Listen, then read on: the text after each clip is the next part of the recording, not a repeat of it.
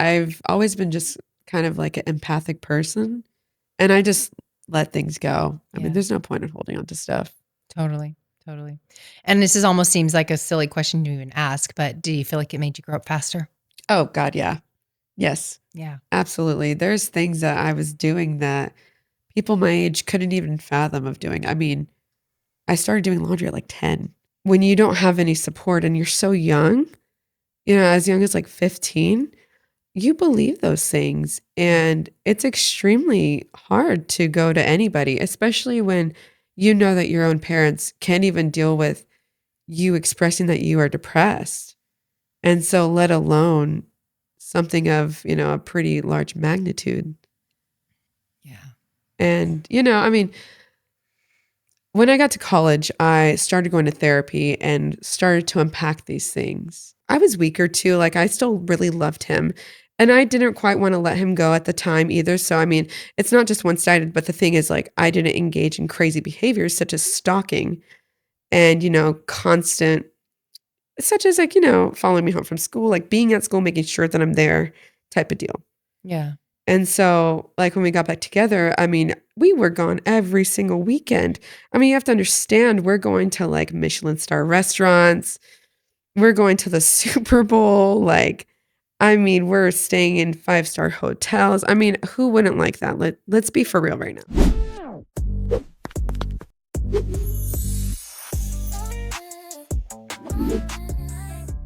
Welcome back to Leave Her Wild podcast. This is a space where we talk about reinvention after impact. At its core, Leave Her Wild is about becoming.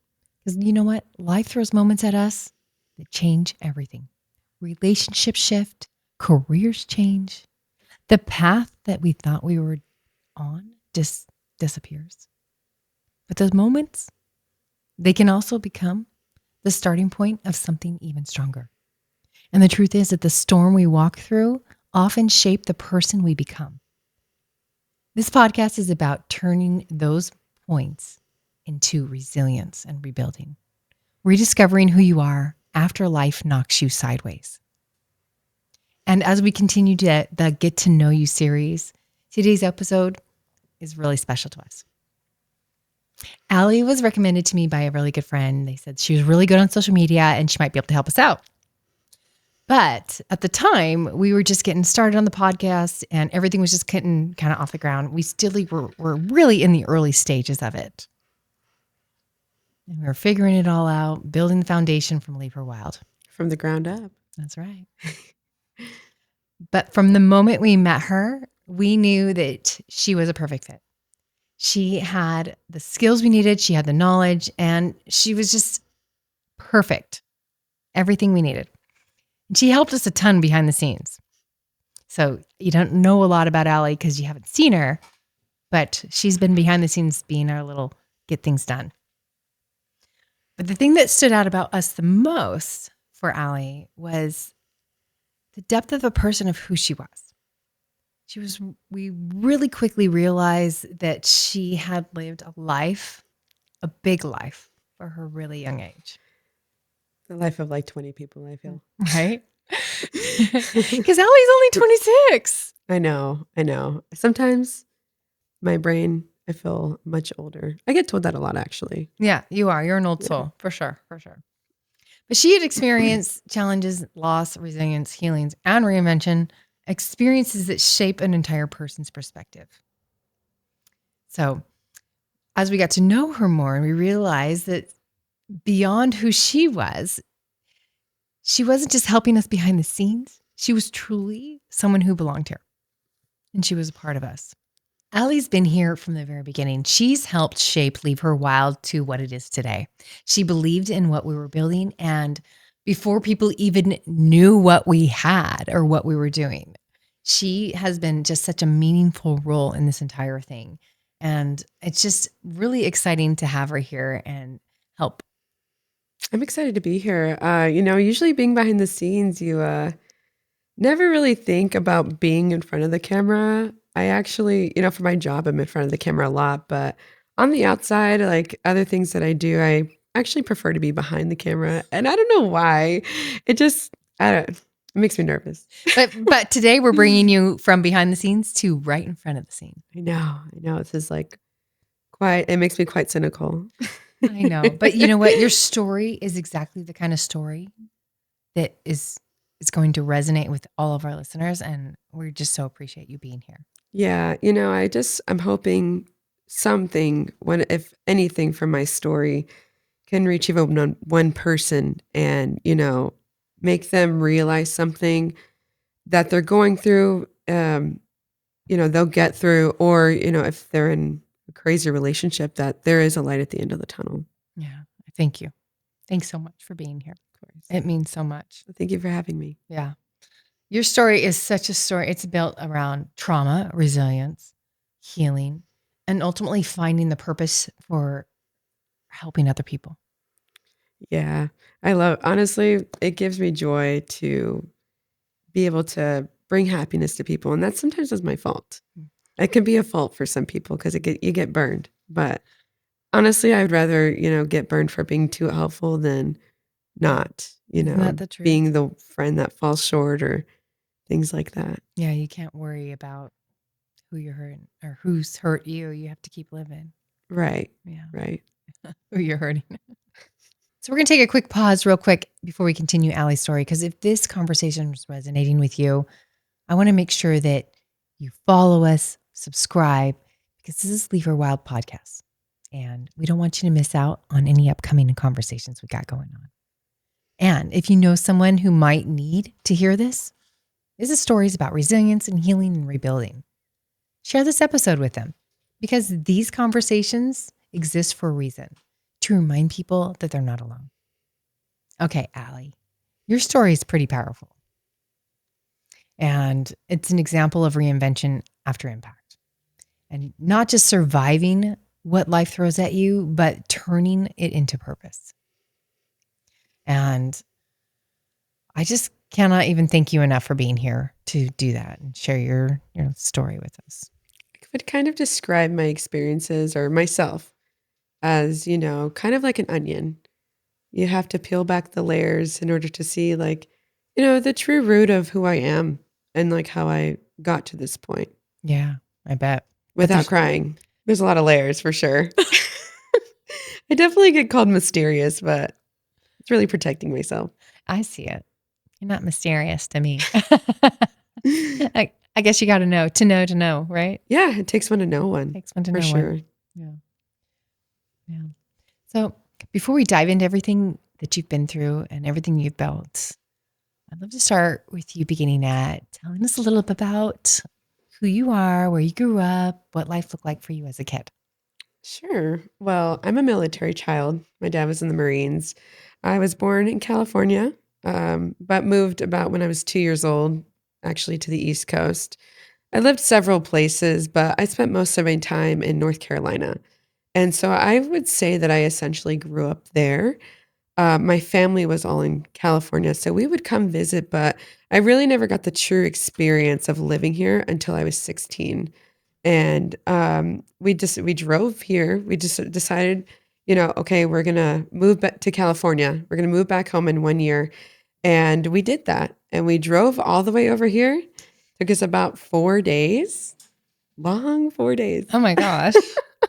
All of you guys? How many? It was you, and did you have a sibling? Yes. So I have 2 siblings. I have my sister's 21 now, and my brother, he's 10. And I'm 26. So at the time, he was about 2 months old. And my parents, they drove the moving truck. And then I drove after just getting my driver's license. You drove all the way? I did drive with my grandma on the passenger seat. I had my sister and my brother with us. And amazing. It was truly like I'm driving my little family. Okay. At 16, you drove from North Carolina to California. Yeah. All what is that? 3,000 miles or something like that. Yeah. And I just had gotten my driver's license. I had been driving since I was 13. So that's incredible. What do you think stands out the most to you about your childhood when you think about it now? I feel like my childhood, the effects of it hasn't came out until my 20s. Oh. And looking back, I remember more experiences such as, traumatic things with my parents. And I thought they were normal. Mhm. I thought everybody's parents argued like that or, slamming doors. And my parents were also, they were young. I grew up with my parents. I've been with my parents every single decade that they've lived from teens until now. And they're 43, So how old were they when they had you? 16. Oh, wow, they were babies. Yeah. They were Yeah. just babies. I know there's the same age gap between my parents and I as my little brother and I. So my grandmother was that when she had her, I think she was 14, actually. Yeah. Yeah, so It's I crazy. understand what that does too. Definitely. And Mm. having that large age gap, I mean, my sister and I, we only have 6 years between us, but that's enough years for me to, be an older sister to her. I took care of her when my parents were working all the time. I mean, my grandmother was a figure in our lives. And if we could, we would spend majority of our time with them. With grandma? Yeah, my grandma and my grandpa. Like my grandpa called my sister his little buddy, and Oh, I spent a lot of time with my grandma. And I would really attribute being with her so much to my maturity as an adult. Because even as a kid, I've always been told that I'm older than what my number is. yeah. And, I think it was really because my grandma would take me everywhere. She worked at a group home for disabled adults. Oh, wow. And so a lot of the time she would take me with her. And, I never really understood, especially when I was a kid, I didn't understand what was wrong with them. I mean, not that there's anything wrong with them or that they were a little different and they just needed extra care. And again, I didn't really know what Down syndrome was, but I never felt like it Who made them had a Down different person. syndrome? That's people that she would take care of. Oh, okay. Yeah, the adults with, they would have certain disabilities.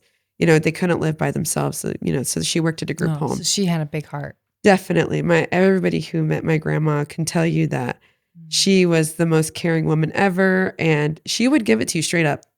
Like she was very, very direct. And I mean, I appreciated that. I definitely think I inherited that.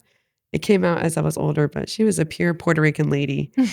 And, even after we moved to California, she came a little bit after, I'm sorry, my grandpa came after us, but as we were packing up and stuff, my friends still, went to her for advice and, they could tell her things that they couldn't even tell their own parents. And my grandma was always there for all of us. And so when I lost her, it was really hard, but we'll talk about that a little later. How old were you when you lost her? I was 21. Oh, yeah. Okay. Yeah. Okay. So you have talked a lot about how your parents worked and you had a lot of responsibility on you. I mean, in my day, we called it a latchkey kid. How do you think that shaped you? I rode the bus growing up. That was a more prevalent thing on the East Coast. I learned that when I moved back here, I was like, oh, not everybody takes the bus. I took the bus. Right. Yeah, so that led to me having my own house key. I mean, it was kind of ridiculous the hours I would have to be out there. Like, I was out at the bus stop probably at like 6 in the morning, Right. and it was dark. Right. And like Foggy. looking at that now, I mean, my parents would not let my brother do that. It's crazy. I wouldn't let my kids do what am I? It's crazy. But yeah, I had my own house key and I'd just wait for my parents to get home. And then my sister would get home a little bit after me and, or I would pick her up. And how old were you? Well, when I got my first house key, I was in 4th grade. So Maybe 10. yeah, Maybe? maybe like 9. Well, cause my Yeah. brother's in 5th grade now. So he's 10, about to turn 11. Yeah. So So yeah, 9. yeah, 9. 9 probably. That's crazy. Yeah. Wow. My parents would never let that fly now. They're more frontal lobe developed. You know what? Desperate times Yeah. too. Yeah. Seriously. Desperate times. Yeah. I don't hold it against them. Like there was a lot that I went through with them. Mhm. And, now that I'm in my 20s, I mean, Yeah. I could only imagine having a child at this time. I mean, Right.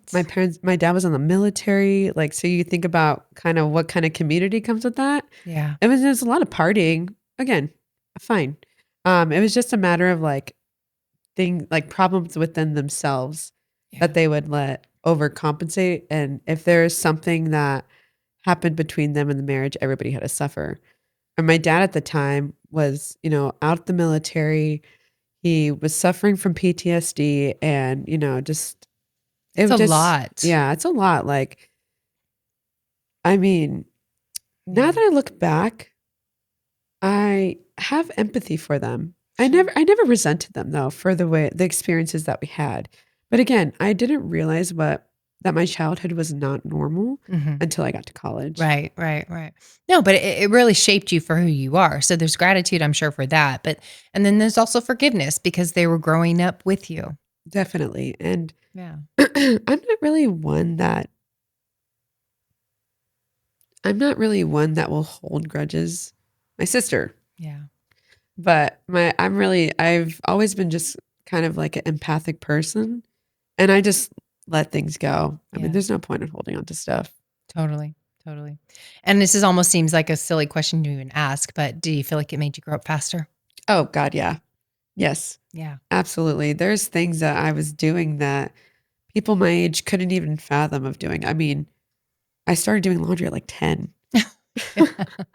Your mom was lucky. No, seriously, it was a structured household, I'll tell you that, Yeah. but also very dysfunctional. Yeah. So those things go hand in hand. Oh, yeah, yeah. So you picked up the strength of doing laundry. What other strengths did you pick up along the way? I think that caring for my siblings really brought a different type of understanding to me, as far as like people or like, when kids are crying at the restaurant Hmm. and people sometimes don't understand it and they will, criticize those parents and be like, oh my God, these kids are terrible. It happens. Yeah. You think like, oh my gosh, this is so annoying for me. Just imagine that mom who feels, the embarrassment and things like that. I It's do this. horrible. I'm the same way. I want to go help. But then Right. we just don't live in that society anymore. Yeah, I know. And it's so hard. It's so hard to sit back Right. and just watch someone struggle and you're like, I just want to go help, but I know they'll think I'm a freak. No, yeah, and that's what makes I'm not as passive as I used to be. I used to be so passive because again, I didn't like conflict with my parents. And even in my 20s, I had a hard time letting that go. And, I'm the oldest sibling, the oldest girl, Yeah. and I have things that I still like am working on as far as, creating strong boundaries. And it's not just with my parents, but everybody. But my parents is incredibly hard for me still. Yeah. You learn that your mom was pretty manipulative, as you're growing up, and like parents shouldn't hold basic values against you. Yeah. She was still growing up herself, right? Right, right. Yeah. So Yeah. I do, say that, but then there's also like, okay, we had the support of my grandma, so I mean, in reality, like she wasn't completely alone. But there's a difference between living under your roof and what you're going through and someone that's there on the sideline that's always willing to catch you, Right. but they're not necessarily controlling your circumstances and what you're going through. That's true. So That's true. And that's another thing I think about, but I don't know. My mom never grew up like that, so I didn't really understand why that's why she she would couldn't do that. understand what you would be going through because she didn't have the empathy to offer that. That's true. And she was probably in very much survival state. Not get there's no I'm just giving maybe these are excuses, but I'm not trying to make It's just okay. kind of It's okay. soothe it It's over the a best that little. she could give me at the time. Yeah, I think so. That's what I've learned to not only tell myself, but remind myself Yeah. and my sister because she holds a lot of resentment. Yeah. It's hard. I know. Hopefully some of these things will heal through time, hopefully. Right, right. And Yeah. I'm continuously working on that. So When you're still so engaged, so it's not like I am. Yeah. and that is how you move through things, is you just keep talking about it, working through it, and being as normal as possible. Right. You have to because life goes on. It does. It It doesn't really wait does. for you. It doesn't. And if you, yeah, we could go on that one. Right. Life does not wait for you. The thing I'm most impressed about is like with everything you had going on, you were still incredibly focused academically and athletically. Yeah, that was my escape, with everything going on at home. Because, I mean, especially when we moved back to California, we had to stay with my dad's parents. We were supposed to have a house, and then that fell through.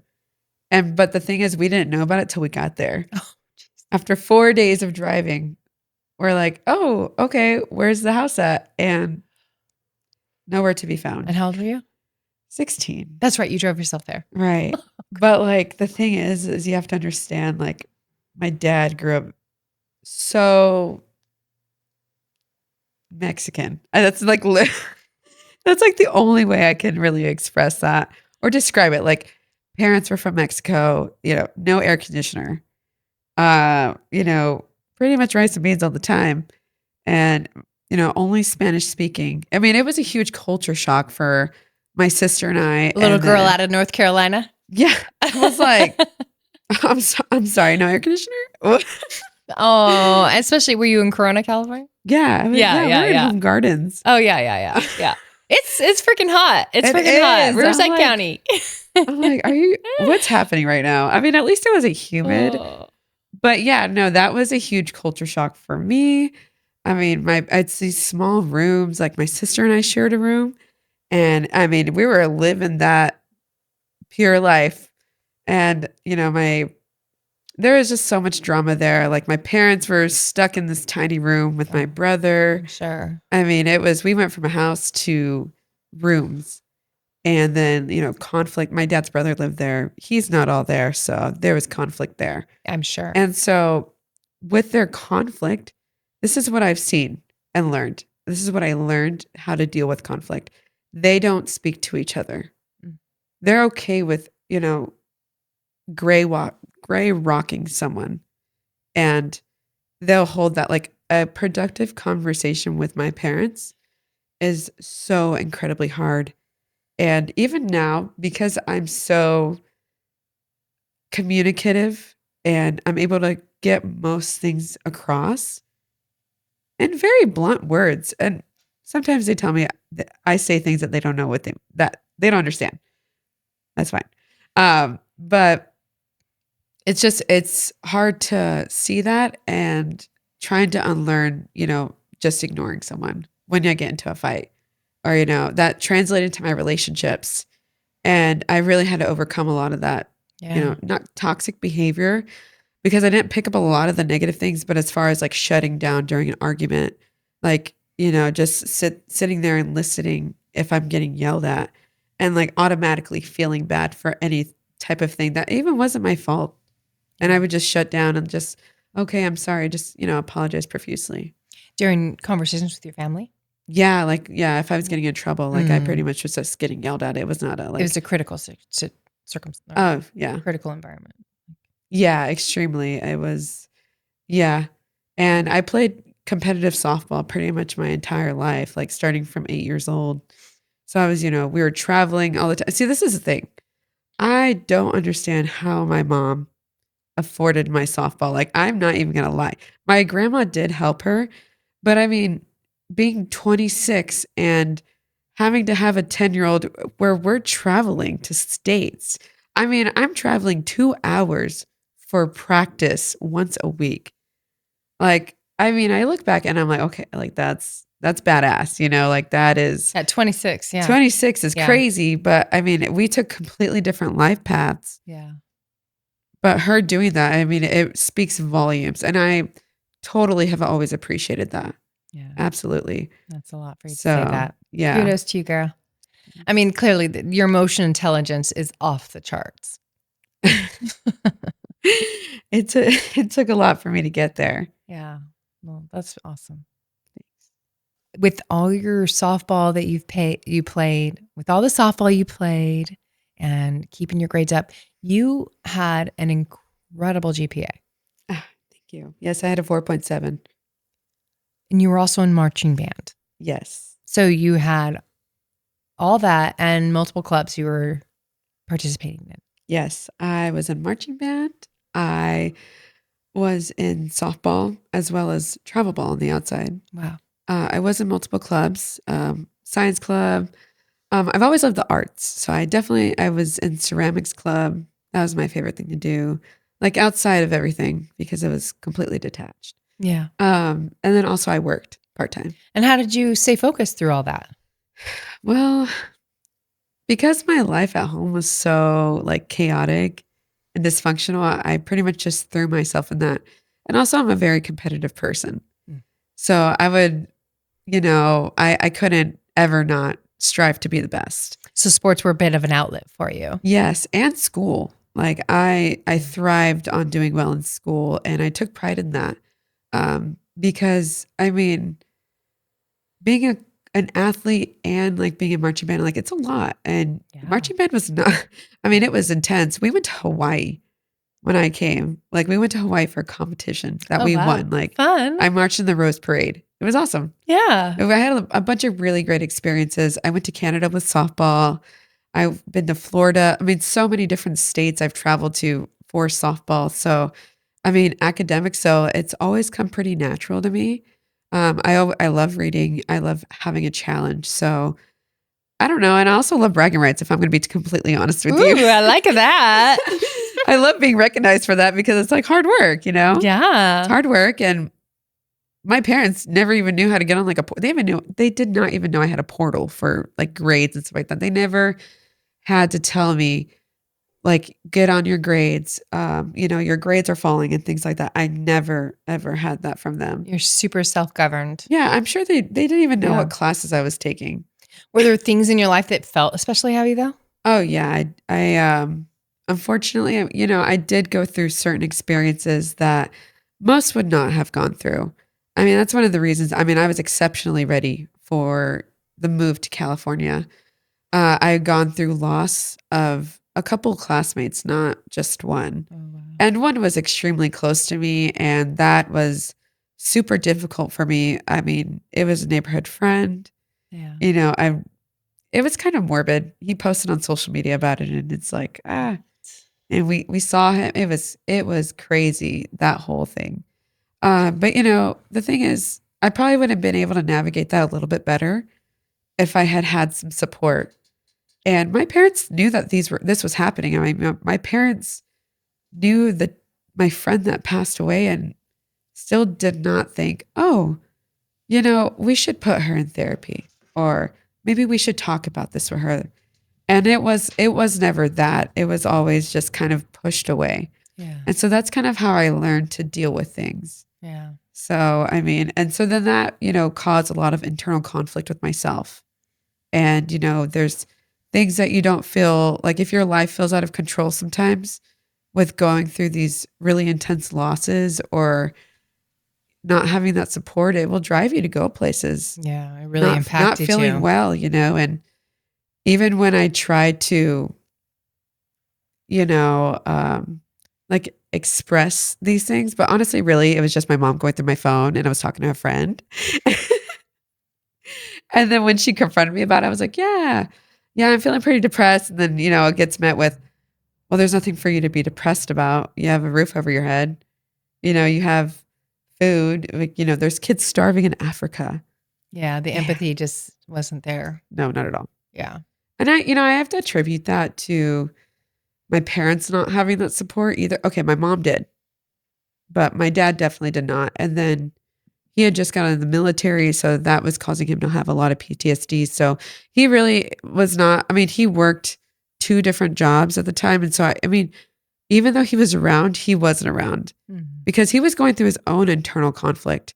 He's working 2 jobs, maybe not just happy at some point. I mean, my parents were having a trial in their marriage at this time. Yeah. And so it was a lot of avoidance. And what's really what really bothered me, honestly, was, I mean, I'm not my father's child biologically. So he is my stepdad. Okay. And so, I mean, he's been there for me since I was 9 months old.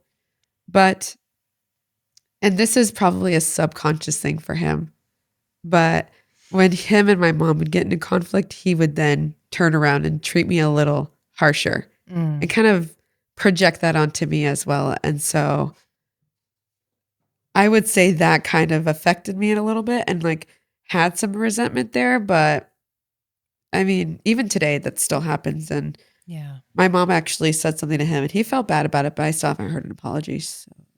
Yeah. All things in time, but I totally understand that. I don't understand. I haven't lived it, but wow. Yeah. And I give my parents a lot of grace. I really try not to hold things against them, but when I'm still trying to have a conversation today and they're still not letting me just have something across, or really just not trying to understand. It feels like that's what really is difficult for me sometimes to deal with. Yeah, I bet. Well, especially with your level of emotional intelligence that you carry and your articulation, the articulation that you have, it's like you're very communicative. Like, yeah. Yeah, and that's And something that's I've frustrating developed. for more you than it is for probably them. Yes, absolutely. It is more frustrating because it's like, why am I 26 and able to convey something so well, and I can't get, I mean, all I want sometimes is just an apology. My bad. My bad for doing that. That's all I want sometimes. Mm. But they could never do that.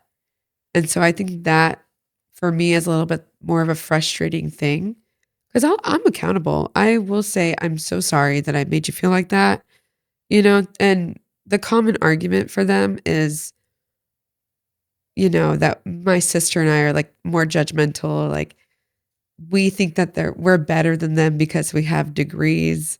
And that's not it at all. I've never, ever thrown that in their faces. It seems like they're projecting. Yeah. And But they should be so proud of what they've raised. I mean, they definitely give me that like proudness. And like, when I got my master's, I mean, it's really like that's a big deal. Yeah. I didn't think it was that big of a deal.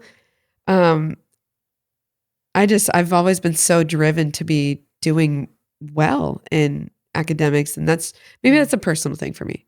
But yeah, my grandma always really supported my academic successes. So I definitely think that that's a tribute to that. And so, I mean, if I wish my grandma was here I mean, she didn't see me graduate undergrad because she passed away like right before. Yeah. And so that was really devastating for me. But you get through it eventually. I mean, it still hurts, but Because she was like a mom to you. right, right. And Yeah. she supported everything I did. And yeah, she was my escape in a way. And when I lost her, it was so difficult. Yeah. Your safety. Yeah. I get that. There was a lot of things going on around you that a lot of people didn't even know about. Yes. Absolutely. Yeah. At a young age, you experience some things that nobody should have to experience. But when you look back now, how do you think you survived that? You know, there's actually probably more people who experience some kind of assault than most do. Mm. And whether it's talked about or not, it's so, so hard to be able to be vulnerable and come out and tell your truth. And I mean, that's something I've never done. Yeah. I mean, I'm not going to really go into the depth of it, but there's definitely some traumatic things I've been through that would derail someone's life. And because I think I didn't have those proper tools and I felt extremely threatened, um, I never discussed any of the hurt or things that I went through. Why do you think you stayed silent? Well, I definitely got threatened and got told that nobody would believe me. And then it was also like a manipulation of it's your fault. And when you don't have any support and you're so young, as young as like 15, you believe those things. And it's extremely hard to go to anybody, especially when you know that your own parents can't even deal with you expressing that you are depressed. And so, let alone something of, a pretty large magnitude. Yeah.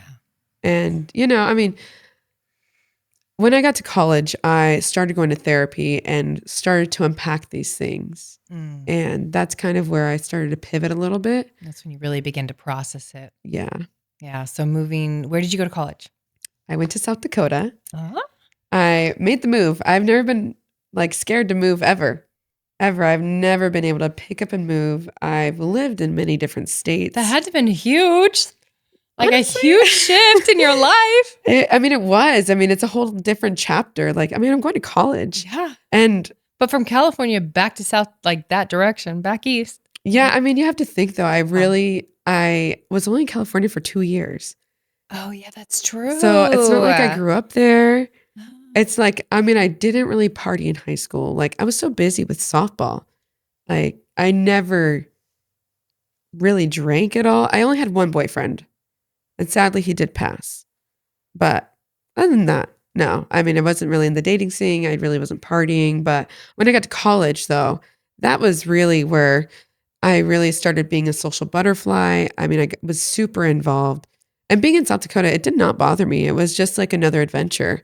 I went up with two girls from California, Yeah. and they grew up here, and they like had a really, really hard time. And like, it's like cultural differences, environment differences. It's like for someone, I mean, I've never thought about having a culture shock like that. I mean, I moved back to California. That was a culture shock. Oh. But like as far as how do I say this? Being around different cultures, that's never bothered me ever. I've had friends of all cultures, and that to me was pretty normal. But for them, it was pretty different. Oh, really? And so that they From struggled California, really? from California to We're a South melting Dakota. pot usually. That's That's what I interesting. think. Yeah. I never understood. Hmm. I don't know. There's Who knows? But yeah, they had a lot of changes they were having a hard time adapting yeah. to. But I mean, I right away I made friends. I was on the softball team. I got a scholarship for that. I got a scholarship for academics and also playing in band. What were you studying when you were there? I was studying biochemistry. Yeah. Yeah. And that was pretty challenging. It's pretty challenging. What else you were still playing softball? Yes, I was playing softball full time, which is pretty much like a job. I mean, you're up at 5 a.m. to go do conditioning. Following that is weights. You probably have an 8 or a 9 a.m. class, so you can't go shower seriously. And then after that, you go through your classes, which I had a lot because I mean, I did just full semester as max credits. I don't know. The thing is, I don't know how to just do the minimum. Pedal to the metal, my girl. Yeah, literally. I don't know how to just do things in like moderntivity, like none of that. Yeah, And like so I'm literally. So the question is, how do you balance it all? But that's it. You just get it done. Yeah, pretty much because I was doing like the same thing in high school though, it really translated over to college. And I was still doing band. Yeah. So because I had a scholarship for that. And then, so yeah, softball at like 3 to like 6 p.m. And then I had picked up a job at the monastery on campus because I went to a Catholic university and there was a monastery attached with the sisters there. And these are Benedictine Catholics. So it was really chill, I would say. They didn't wear the habits. So they were our professors and our teachers. And so when they get older, they start having problems. They have their own care center attached to that monastery. So I worked there. I worked overnights there. Oh, very cool. Yeah, I worked from like 7 p.m. to like 5 p.m. or 5 a.m. a lot of the time. And so then I would just start the cycle over again, go to practice, all that stuff. Yeah, I was I was like 18, so I had way more energy. And then once COVID hit though, that was crazy. I always worked throughout my 4 years. I didn't have any support from my parents my sophomore year because I started dating someone that they did not like, and that was a girl. Oh. Yeah. Okay. A little surprise there. Nobody thought that. Everybody was shocked. It was crazy. So you had a relationship with a girl. You want to dig into that a little bit? You want to unpack that for us, girl? Sure. It wasn't a bad relationship, but we were together for almost 4 years. Wow. It was great. Yeah, it was pretty it was pretty shapeful of my college experience. Her and I we even talked about getting married. It was serious, but so my sophomore year, we lived in the dorms, and it was kind of a slow brew. I feel. Okay, I won't lie. In like 7th grade, I definitely had an interest in women, but my mom found out, and she told me I couldn't be like that. So I suppressed it. I love that. But when I got to college, I just couldn't help myself. Like you got to be you, right? And her and I've got to be me. Yeah, she was a girl from California that came along with me to college. And so we played softball together. And, it's literally playing into the. So she came with you from California. Yeah. Yeah. She was, there's 3 of us. Oh. And so she came too, but we were just friends. Right. And nothing more had happened. And then sophomore year, Dykes on Spikes, hate that. We played into the stereotype fully. I mean, pretty much when we started, we had, one night, we spent the night and, things happened and we didn't talk about it. Yeah. We would have we would take naps and we would do some stuff, but then we would never talk about it. And it went on like that for 3 weeks until I was like, okay, what is this? What are we doing here? The communicator. Yeah. And she was like, oh, I don't know. What are we doing? And I was like, well, I don't know. And then it was just okay, I guess should we date? And then we did. And, as lesbian stereotype goes, we moved in right away to her. I moved to her dorm because we lived across from each other. Across the hall? Yes. So it's you got a closet and a room. Literally. Seriously. Yeah. And I had a roommate at the time, which I had from freshman year. So we were really great. Unfortunately, she was super Catholic and just really did not support that, but it's uncomfortable okay. with it all. That's her thing. Yeah. So, I mean, that's on her. I know, right? What's something crazy is that I found her and her boyfriend in my bed sleeping together. See, that's the thing people don't realize, that a contradiction's a contradiction. Seriously, you're doing it before you get married. Yes. Catholics. But it didn't matter. We were pretty much living together. And then I had a hedgehog. So that was our first pet together. Yeah. A hedgehog. A hedgehog. What was his name? Miko Quilliam. Miko. Quilliam. Where'd Quilliam come from? Well, he's a hedgehog. I don't know. She did it. She was very creative with the name. So, I mean, I like it though. So cute. Very cute. Very cute. He didn't last very long. I mean, they have short lifespans, but yeah, he lasted 3.5 years. Then one day he was stiff and I was like, damn. No. It's okay. We buried him. Oh. He met Nala though. He did? And now tell everybody who Nala is. Nala is my actual child, my fur child. She's my best friend. She's been with me since I was 19. Wow. I actually got her for my ex for our 1 year. But she did me dirty. So I took custody of her. But she's my best friend. I mean, she's driven across the country with me several times.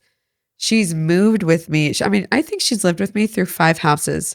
I'm not even kidding. I've never lived in an apartment. So I've only lived in houses for the sake of her. And I mean, that's my girl. Her and I have such a great relationship. She has gone through it with me. I think she has some PTSD too. Oh, totally. Both of our dogs did. My dog would cry if I cried. She did not like anybody even roughhousing with me, even acting like that. She gets triggered. But it's fine. I mean, I'm fine with that. Yeah. But yeah, she's my bestie girl. And she's grown up with my brother. Mm-hmm. My brother's known her since he was 4. Yeah. So yeah, she's 6. She's a German Shepherd, Australian Shepherd, extremely smart, needy, my cuddle bug. And honestly, she's my emotional support.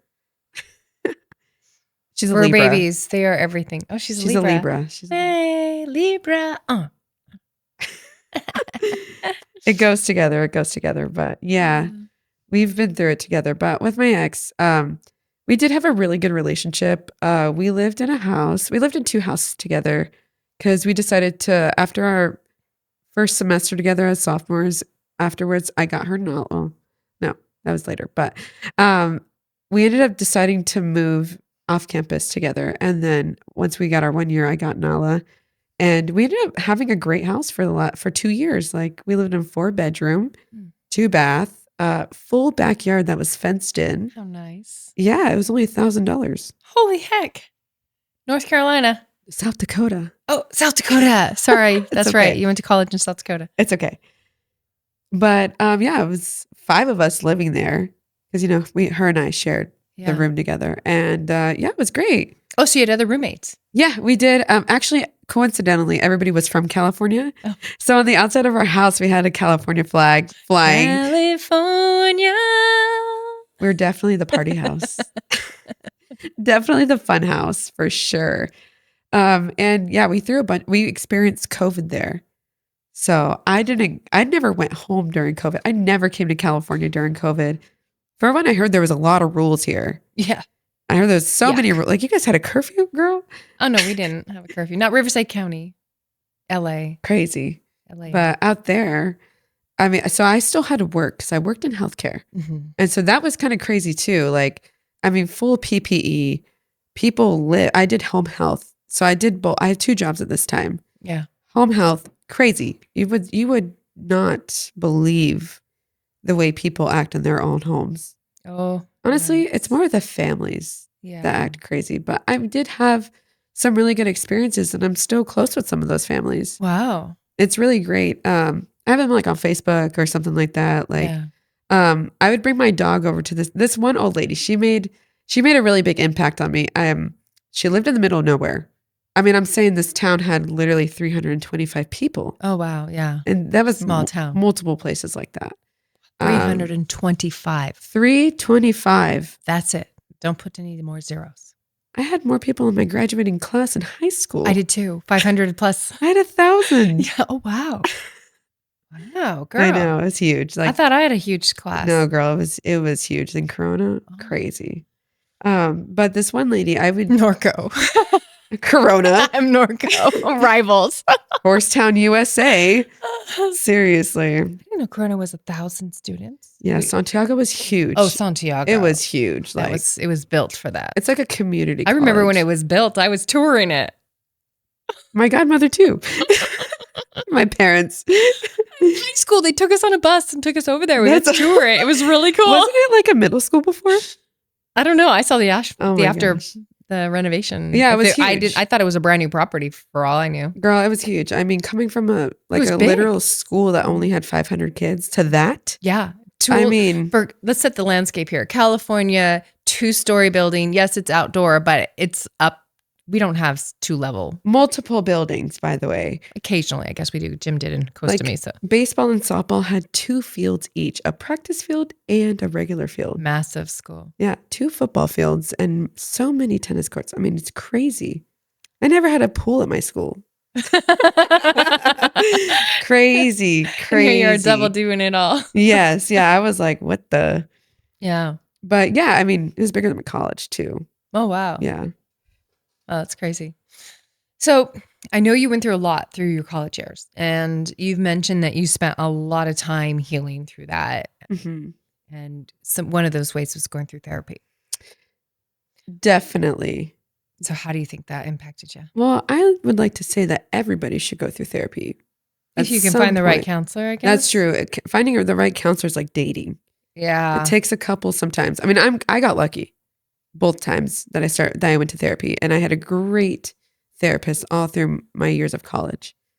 I definitely went through some more challenges that were tough, a little bit some, assault stuff, and that was really difficult for me. And I was in a relationship at that time, so my ex took that pretty hard as well. Oh, I bet. Yeah, and it's more of like, I think for her was like the ability to not be able to protect me at the time. Mm-hmm. And so for her, like, it was really devastating. And I mean, for me, again, I felt like it was my fault. So I carried Not your that through fault. a lot. And it affected, I mean, I still was still doing great in softball. Masking it. Oh God, yeah. I mean, it was fake it till you make it like no other. It's our logo. Reinvention after impact. Yeah, seriously. I mean, me and my counselor, she was holding it down for me. Oh, wow. I did go on medication for like a month, but then my mom found it when I went home for winter break and she threw it away. So Your medication? Yes. She didn't understand it. No, she called We're it old- poison. Yeah. That's the older school way. Like I remember my first husband. She's a millennial. She's younger than me. She's a millennial. She's a baby. Yeah. So I don't know what that was about. She was in her 30s when I was in college. I don't know. Yeah, but it's fine. So then I was never really on medication. So I just, thugged it out with just therapy. Yeah. But things did get easier. Softball was not a total walk in the park. Yeah. Why? No, not at all. Tell My us about coach that. was a psychopath. Oh. He was crazy. Like, I'm saying, cuss you out. Okay, there's this one story in particular, and I do not care if this is aired. There's this one story in particular where we had lost, and I was redshirting at this time because I tore my ACL my freshman year. So we're playing against our rival. We ended up losing because two of the seniors just really made some base running errors. So, I mean, he's like throwing the scorebook and pitch calling on the ground. Everybody get the fucking left field. And I'm like, oh shit, I'm not even playing. And I'm scared. We're all there. I mean, he's just railing us. And mind you, the other team is in right field, also doing their huddle. So they can hear everything. I don't know why you bitches just can't hit the fucking ball. And then they said, you let that fat bitch out pitch you. The other team is hearing this. Wow. And looking at us. Embarrassing. Embarrassing. He accused me of doing drugs. I had to do a drug test, which I passed. And mind you, he just was like, had a problem. Yeah. It was crazy. Like, I mean, I would still start and play, but he definitely had a problem with me. I don't know what it was, but. You don't think it had anything to do with being bisexual or anything? Well, no, I don't think so. My ex actually ended up getting kicked off the team because she had a really bad attitude. She wants to blame it on something else, but totally irrelevant. I know. But yeah, no, it was abusive for sure. And so he took me to get drug tested and I passed. And then he was like, don't think I don't fucking know you and know what you're doing. He would drive past my house. That is really abusive, especially if you're not doing anything. My house. Wow. And like see who was at my home. Like it was crazy. How'd you get through that? Girl, I don't know. That was your coach? My coach. Holy cow. I mean, he cussed us out all the time. But to go by your house, that's an intimidation factor. Yeah, he actually ended up marrying a player. Yeah, that tells me a lot right there. That's kind of where my mind was going, quite honestly. No, I mean, he was a young coach, but like it was crazy. My freshman year, all of the freshmen would stay together and then we were like the bitches of the team. And so we would have to carry all the equipment. And so we did have the coolers of food in there, okay? And so we're sitting there at night eating the food that's supposed to... Because you know where it is, you carried it in. Girl, we were like, freshman 15 was a total thing. We were hungry all the time. I mean, we were intense athletes as well. Like I was built, but we're sitting there making peanut butter jelly sandwiches. It's like midnight. I want one. And the coaches, like assistant coaches come in, hey, like knocking on our door. And so we're like, oh shit. We're like scrambling to put it away. And so it takes us like a minute. We're like, hold on, just a minute. And so then we open the door like that. We're like, what are you doing? And we're like, oh, nothing. Girl, the next day, pounding on the door. My coach is, open this fucking door. We're changing. I have nothing but some sliding shorts and a sports bra on. Right. That's what two other girls have on. And we're like, oh shit, what's happening? We're like, hold on, we're changing. He goes, I don't give a fuck. Open this door. We open the door. My ex is sitting in sports bra and like spandex. And I only have like a shirt on and spandex. He starts opening our bags, throwing them around. Where's the fucking alcohol? Where's the fucking alcohol? He's dumping out our personal duffel bags.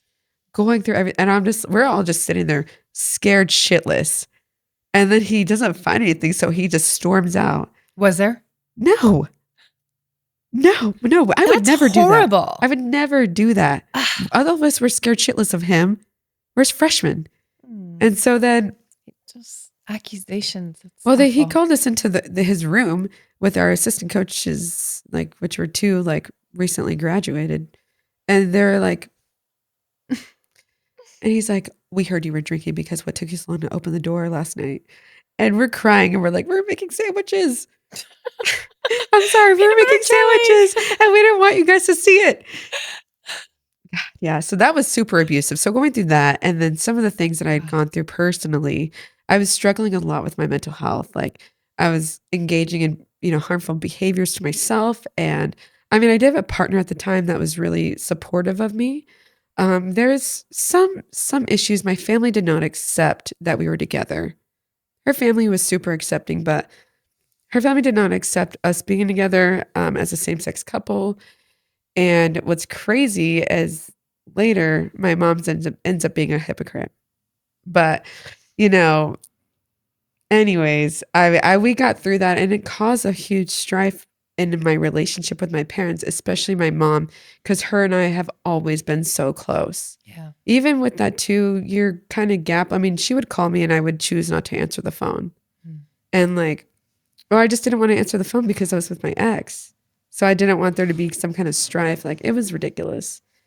And honestly, like, that really didn't heal until my grandma passed away. My grandma passed away on our 3-year anniversary, which is really horrible. And my ex knew how devastating that was for me. I bet. And it felt like I wasn't that supported, like, at all. And she was like the kind, well, she was a Pisces, so I didn't understand why she didn't have more empathy. But, she asked me, she's like, so we're not doing anything for our anniversary?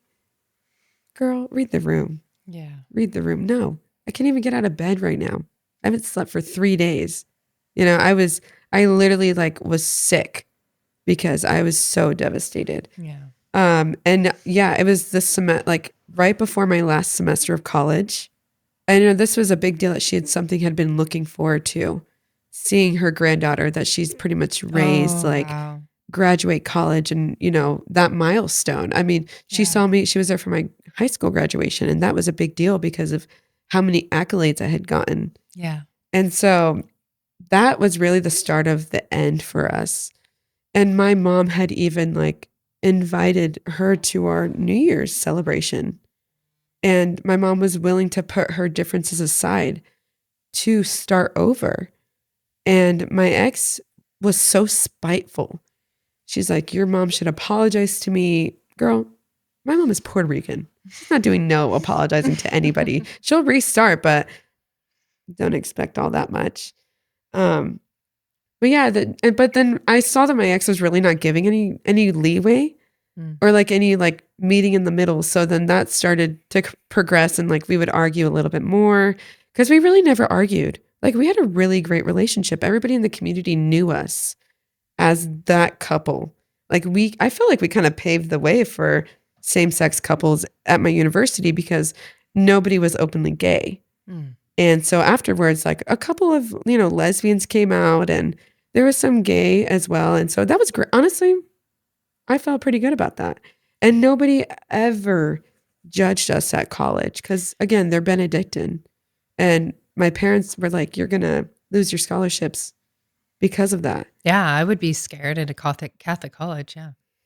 I was a little worried, but I was such a well-known figure at school. I was just kind of taking a chance. Yeah. And so that chance was well received. I mean, I had talked about it with my counselor too. I was like, oh, what do you think? Whatever. And honestly, whenever my ex and I broke up, she was like, thank God, because things had turned so toxic, and there was toxic behaviors that I completely ignored. To the point of she didn't like my one teammate. So then I couldn't go to any parties, or if I went to team bonding, she would get mad because I was being around that person. Oh yeah. It was very controlling. It was so controlling and manipulative. Yeah.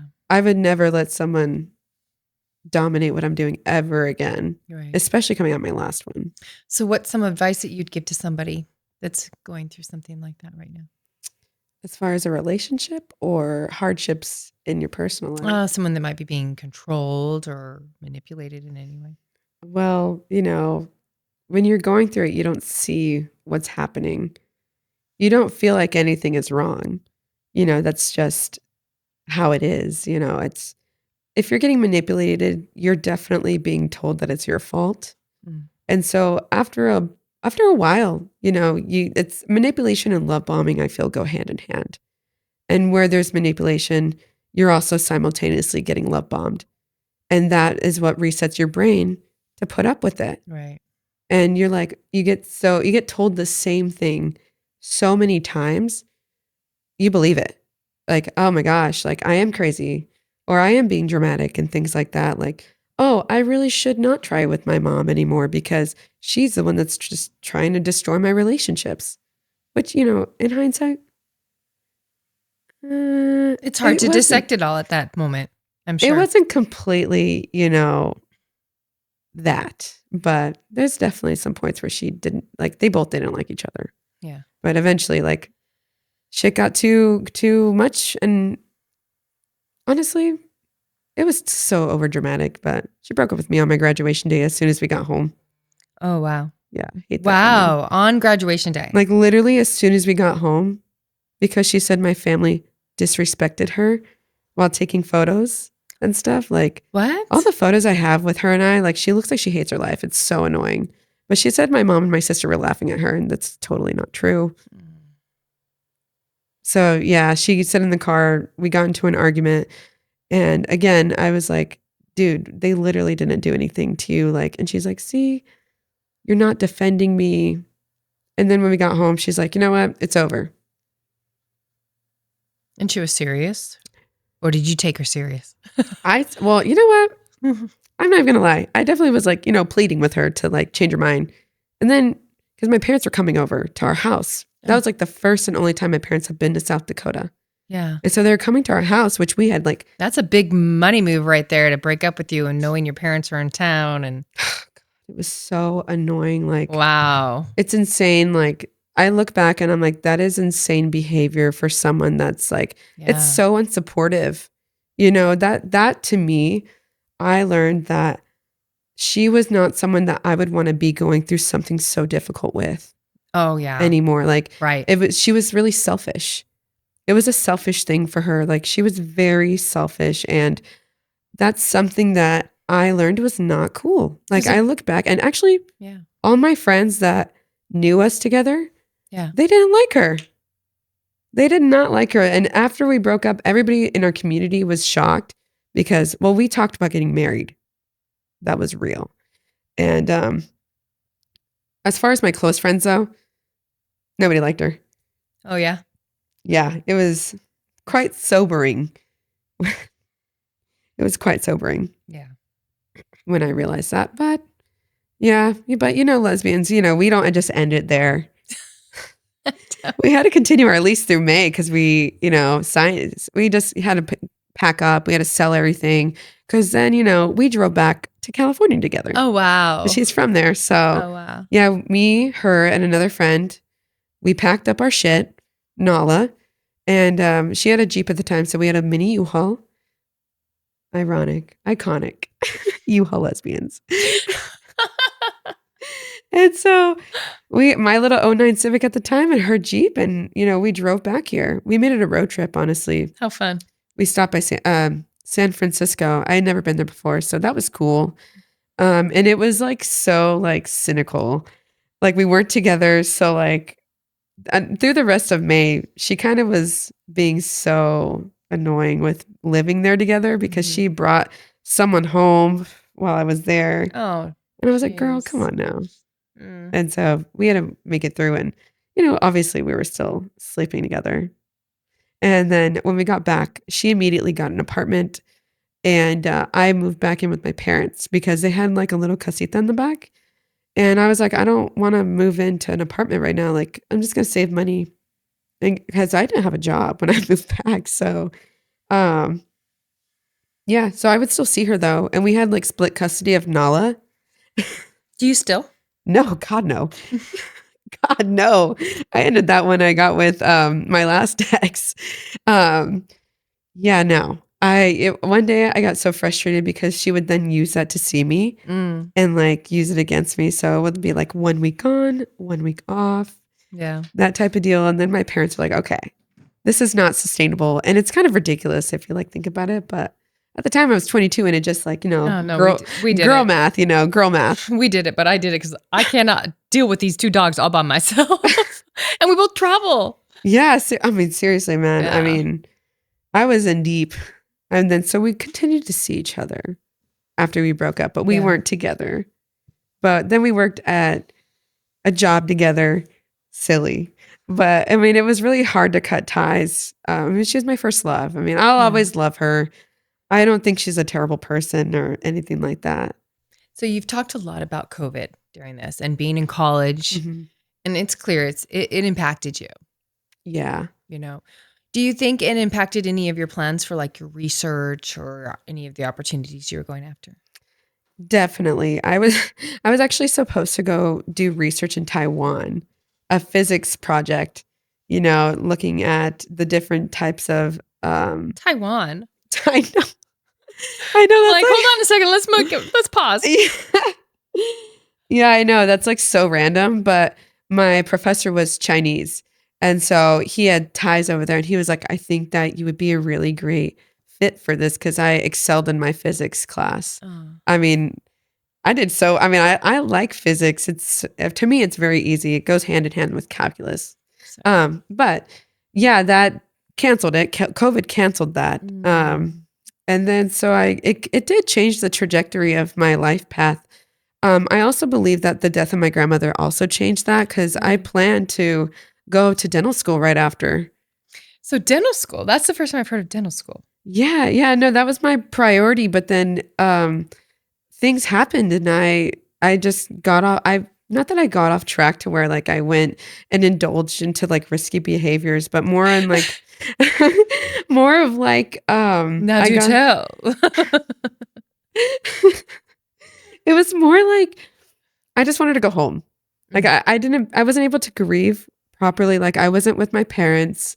We didn't have a proper funeral for her because it was COVID. And Mm. so like I don't think any of us really grieved together as a family or like we just grieved in our own way and Yeah. it was a lot different. It's different. It's just a lot different. And so that Was it early COVID?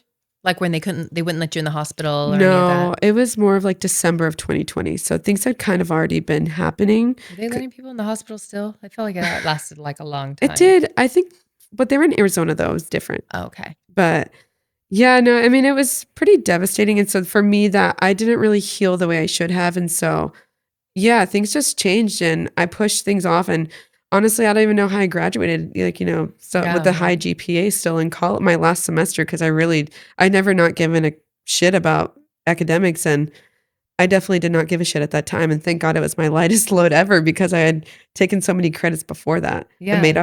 up, for that, and so it was the lightest load I had, but yeah, I really was doing the bare minimum, and that was super out of character for me, Yeah, I bet. and so that pushed off, like, preparation for dental school, and I'm just like, I'll do it, later, I just need time and stuff like that, so, yeah, but that leads me, I after my first job to kind of be a placeholder when I got back to California, I did land my first, like, full-time microbiology job Oh, wow. in a biotech lab, and that was cool, you know? What were you doing? Microbiology stuff. I was a microbiologist. What do they do?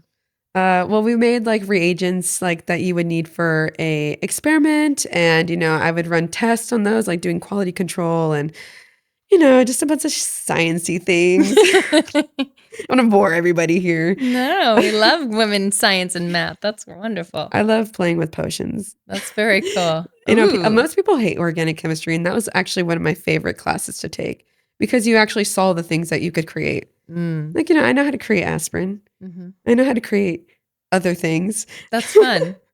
That's fun. Very fun. But yeah, and so I worked there for about a year, and then, you know, it's definitely a different dynamic in that realm. I'm a very outgoing person.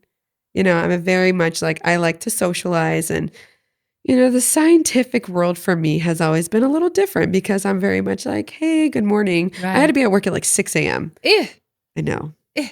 horrible. But I'm like, good morning, guys. And I'm not a morning person by all means, but once I'm there, like I'm there, I like to yap. But people are like in science are actually just really antisocial. They're just really antisocial. They just kind of looked at me like, and so I'd be like, okay. And there was some, differences in like positions. And, since I had a degree, I came in at like a higher level and some people didn't like that. Some older employees didn't like that. Oh, yes, that can be hard. And I can imagine that's happening a lot right now. Oh God, yeah. I mean, I was 22 and there's colleagues of mine that we had all just came in together. 22. Yeah, working with like, 40-year-olds. I've always been the youngest person in the room, Yeah. for sure. So after a year, me and my friends that I made there decided, let's go to grad school. Oh, okay. So what made you decide that? Was your future not looking great? Like what, you had a great job. Like what made you decide to go to grad school? So, I mean, I knew I was going to go to some kind of graduate school. Did I think I was going to go directly where I went? No, not at all. But I was, persuaded also by the person I was in the relationship with. Like, I mean, he drove me to like, want to do other things too, which is great. But I mean, either way, I was going to go to some kind of graduate school. So you're with somebody at this point. Yeah, I So got let's with back somebody. it up a little bit and tell Okay, us a little bit back about it this up. guy. Rewind. Yeah, we need to know what's going on in Allie's life right now. Well, so I'm, month 8 into my first full-time job, working full-time, meeting friends. And then I go to, something with my mom and I end up meeting an older man and, we formed a friendship. Da-na-na-na. And that is the start of a very long 3.5 years. Really? Yeah. But, a very charming man. I would say good looking. He did look his age, but I mean, very charming man. Again, I've always been within an older mind. So the only person I had dated who was my own age was my ex before that. And I would consider her my first love. Right. I mean, did I ever think I was going to be with the man again? No, Yeah. I really didn't. But I don't know. It was just something about him. And honestly, it wasn't even supposed to be a relationship. Really? So how'd this whole thing come about? So we met and I don't know, it was just like, oh, hey, like I'm so and so. And I'd be like, oh, I'm Allie, I'm so and so's daughter. And then that was kind of it. But the thing was is that we had similar places that we would be. And it was with mutual friends. And my sister and his daughter were mutual friends as well. Oh, okay. So there was many ties there. So I did start seeing him more because I had just gone home from college that summer. So I just broke off the things with my ex like solidly because I'd become infatuated with him, honestly. I'd become infatuated with him. He's traveled the world. Like he's someone that is stable, I thought. He was really interested in me. Like, I think it would be considered love bombing if I'm going to be completely honest with you. He'd be like, "Oh, like let's go to here," but the thing is, like, it was on the friendship level. Yeah. At the time. Yeah. And then one day everything changed. Dynamics shifted, and I was definitely hesitant about being in a relationship because of some differences that were between my sister and his daughter because they were the same age. And I honestly didn't want to, I wanted to wait till they graduated because there wouldn't be that much of a conflict of interest. Well, So let's ask, like, without giving too much information away, is there a 5-year gap between you guys when you say older guy? no, it's much larger than that. 10-year? No, double that. 15. All right, well, just let it go north. Let's just say about 5 years north of that. All right. Maybe a little bit more. Yeah. But we won't say that. No, but I just kind of want to get the contents of that. There was a bit of a gap. Yeah, there was quite a large age gap. And looking at it now, it seems odd.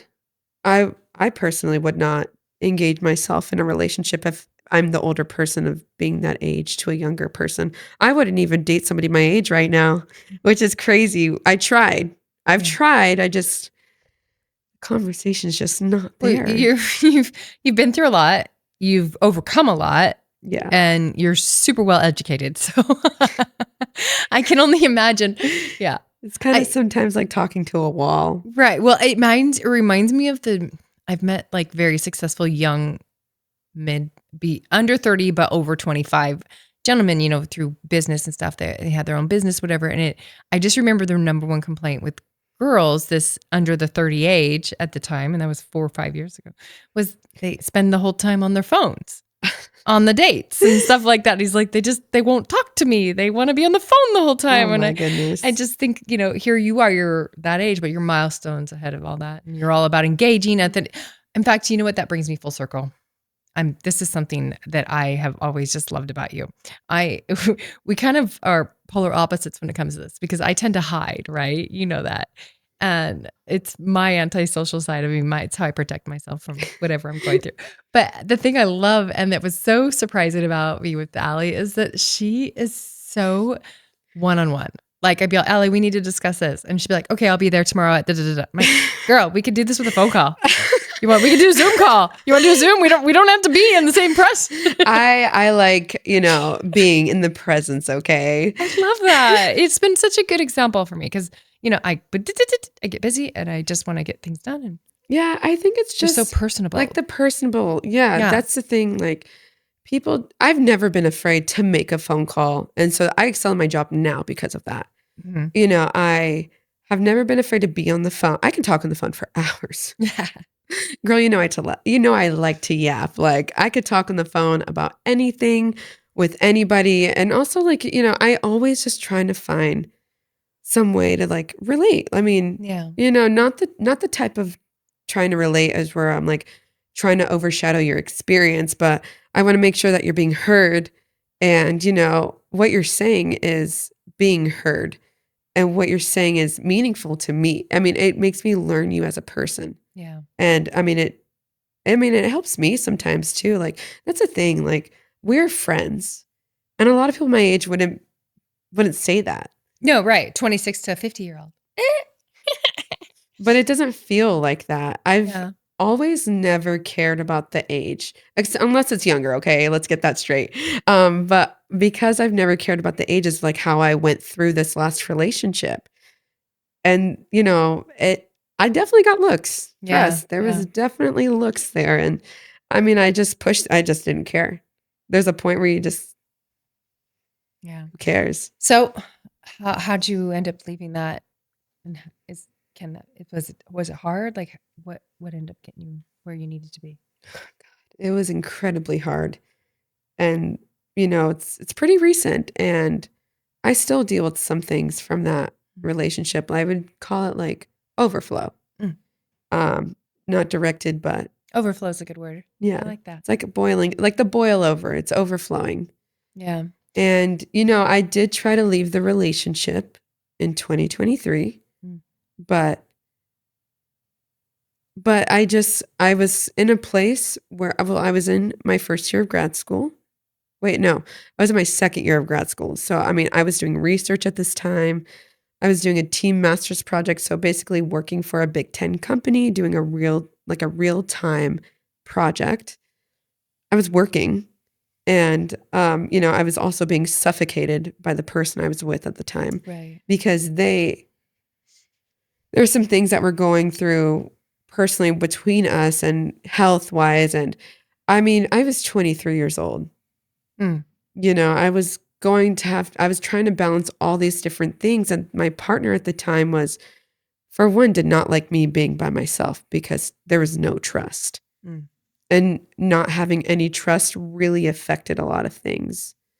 Like that led to a myriad of problems for us. Like, I mean, when we took a break, it wasn't really a break.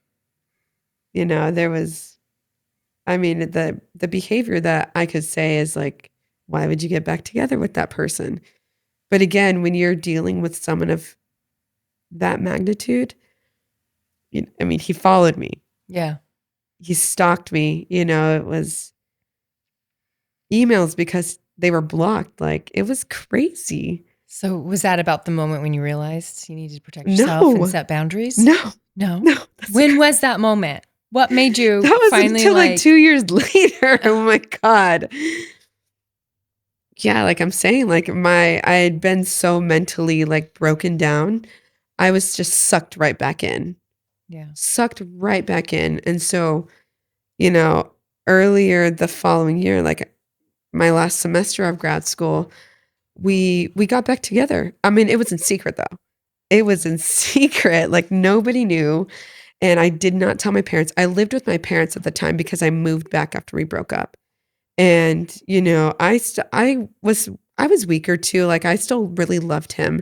And I didn't quite want to let him go at the time either. So, I mean, it's not just one-sided, but the thing is like I didn't engage in crazy behaviors such as stalking and, constant, such as like, following me home from school, like being at school, making sure that I'm there type of deal.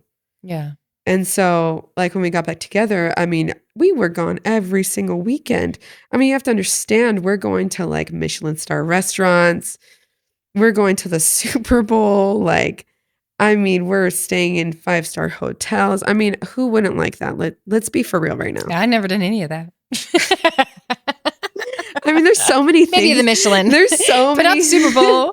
There's Definitely even a 5-star hotel. Oh Never my mind. God. There's so many things that I've experienced now that I'm just like, oh my gosh. Yeah. Like, not that It's I part of never, your path, I never definitely. took it for granted. Like, I was ever super appreciative of that. Yeah.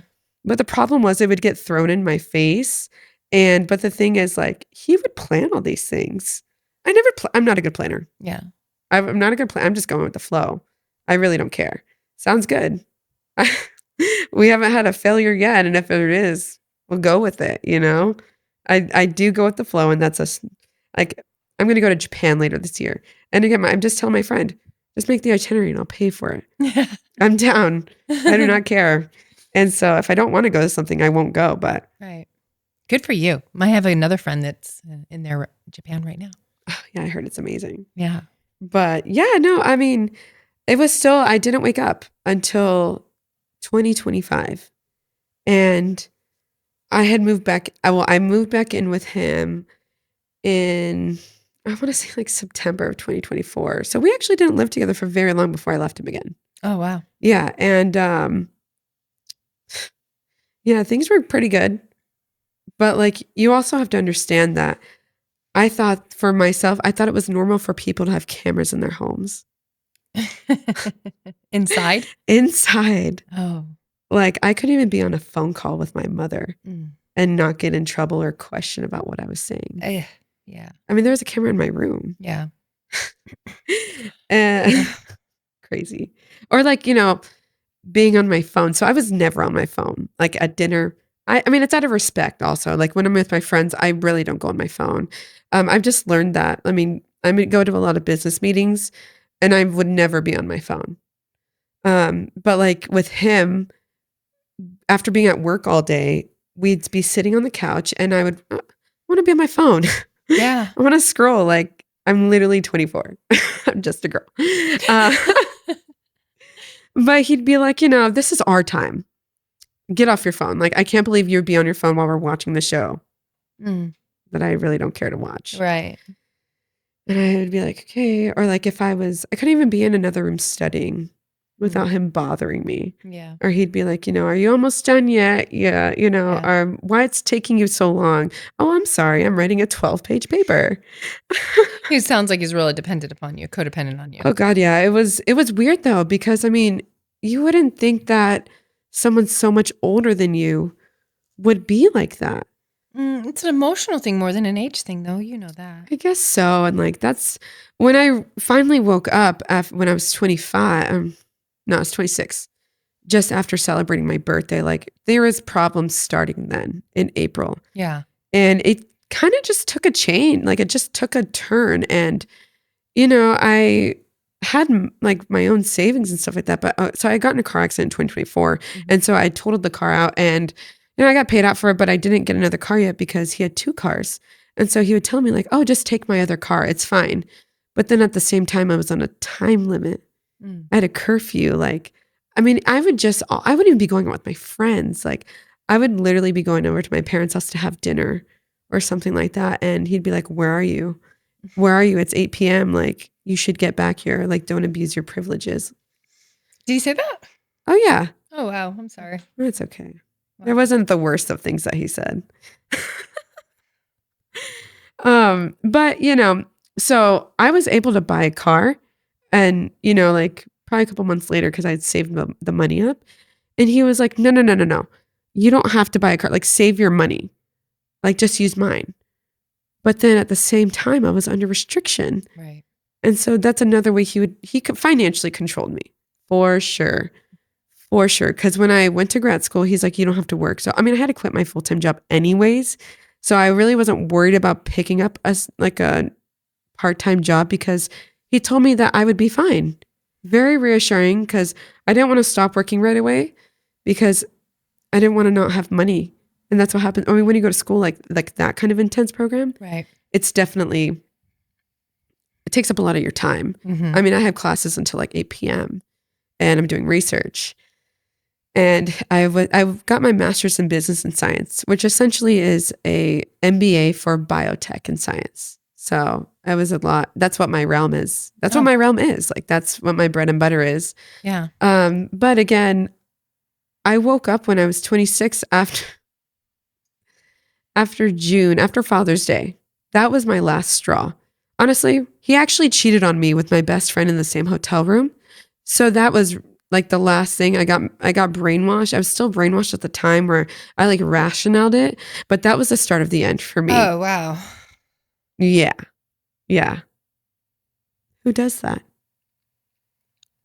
I would have never thought I would be cheated on by someone so much older than I. That's crazy. Man. But that was the end of the beginning.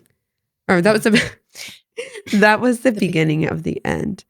And as time went on, he was talking about retirement, and I'm just getting started in my career. And it wasn't even about like the age thing anymore. It was about like I wanted someone to grow with. A lot of my friends got married last year, and so I went to a lot of weddings, and he wasn't able to go to any of them with me, which I had a lot more fun anyways that way. So at what point did you feel like you came around and you really started to wake up? It feels like, how they say like your frontal lobe develops for women at 25. Oh, yeah. And I feel like I started to wake up, though, mostly when I was going to my friends' weddings. And I mean, you could just see their chemistry. You could just see how they're treated. And I was not being treated like that. Mm. And I started to be like, okay, I want someone I can grow with. I mean, he was talking about retirement, and I was just starting my career. Mm. So that also got me thinking. I was just like, it was like a lapse over like 3 months. And at the time though, I was already thinking about leaving him, but I had to make a plan because dealing with someone like him, because I learned from the last time, it's not going to be an easy break. The last time you broke up? Right. Same person? Yes. Oh, got it. Okay. Yes, the same relationship. And I was making a plan because I needed to be able to leave seamlessly, So after Father's Day, I definitely wasn't planning that soon, but it was like right after I had gotten back from a trip. And I planned this great Father's Day weekend. Did not appreciate any of it. And and then we got home. It's the same argument all the time. You're getting accused of cheating. I'm getting accused of cheating all the time. And he's just asking you just to go through all my stuff. And I was like, you know what? I don't need this. Right. I'm done. Yeah. So I told him, I was like, you know what? I'm done. I called my mom. And at this time, I didn't, you have to understand, I didn't have a lot of stuff. I literally only had clothes because I didn't have any furniture there. I had clothes and a couple of other tangible items, like physical items. I had to grab everything that I owned as much as I possibly could when my dad came to pick me up because I knew I would not be able to get it without him having some kind of plan or something like that. Mm-hmm. So that I just woke up and I just ripped the Band-Aid off. I got a place to live. I bought a new car and I was starting a new job all within the same week. Wow. So it was literally as soon as I let him go, the universe gave me everything I needed. Amazing. And I had gotten a new job like 2 months prior to that. Yeah. And it was still in the works of like me onboarding and things like that. So he would make these comments like, oh, as soon as you work, you're just going to leave me. And I'm like, I'm not. But anyways, yeah, I woke up. I moved into a home, nice gated community with someone I did know. I got a new job that I had just started the following week. It's amazing. I love my job. I mean, I couldn't ask for a better team to work with. And this is my job is completely different than what it has been prior. But I mean, like I said, the breakup though was not seamless. It grew into this entire shit show.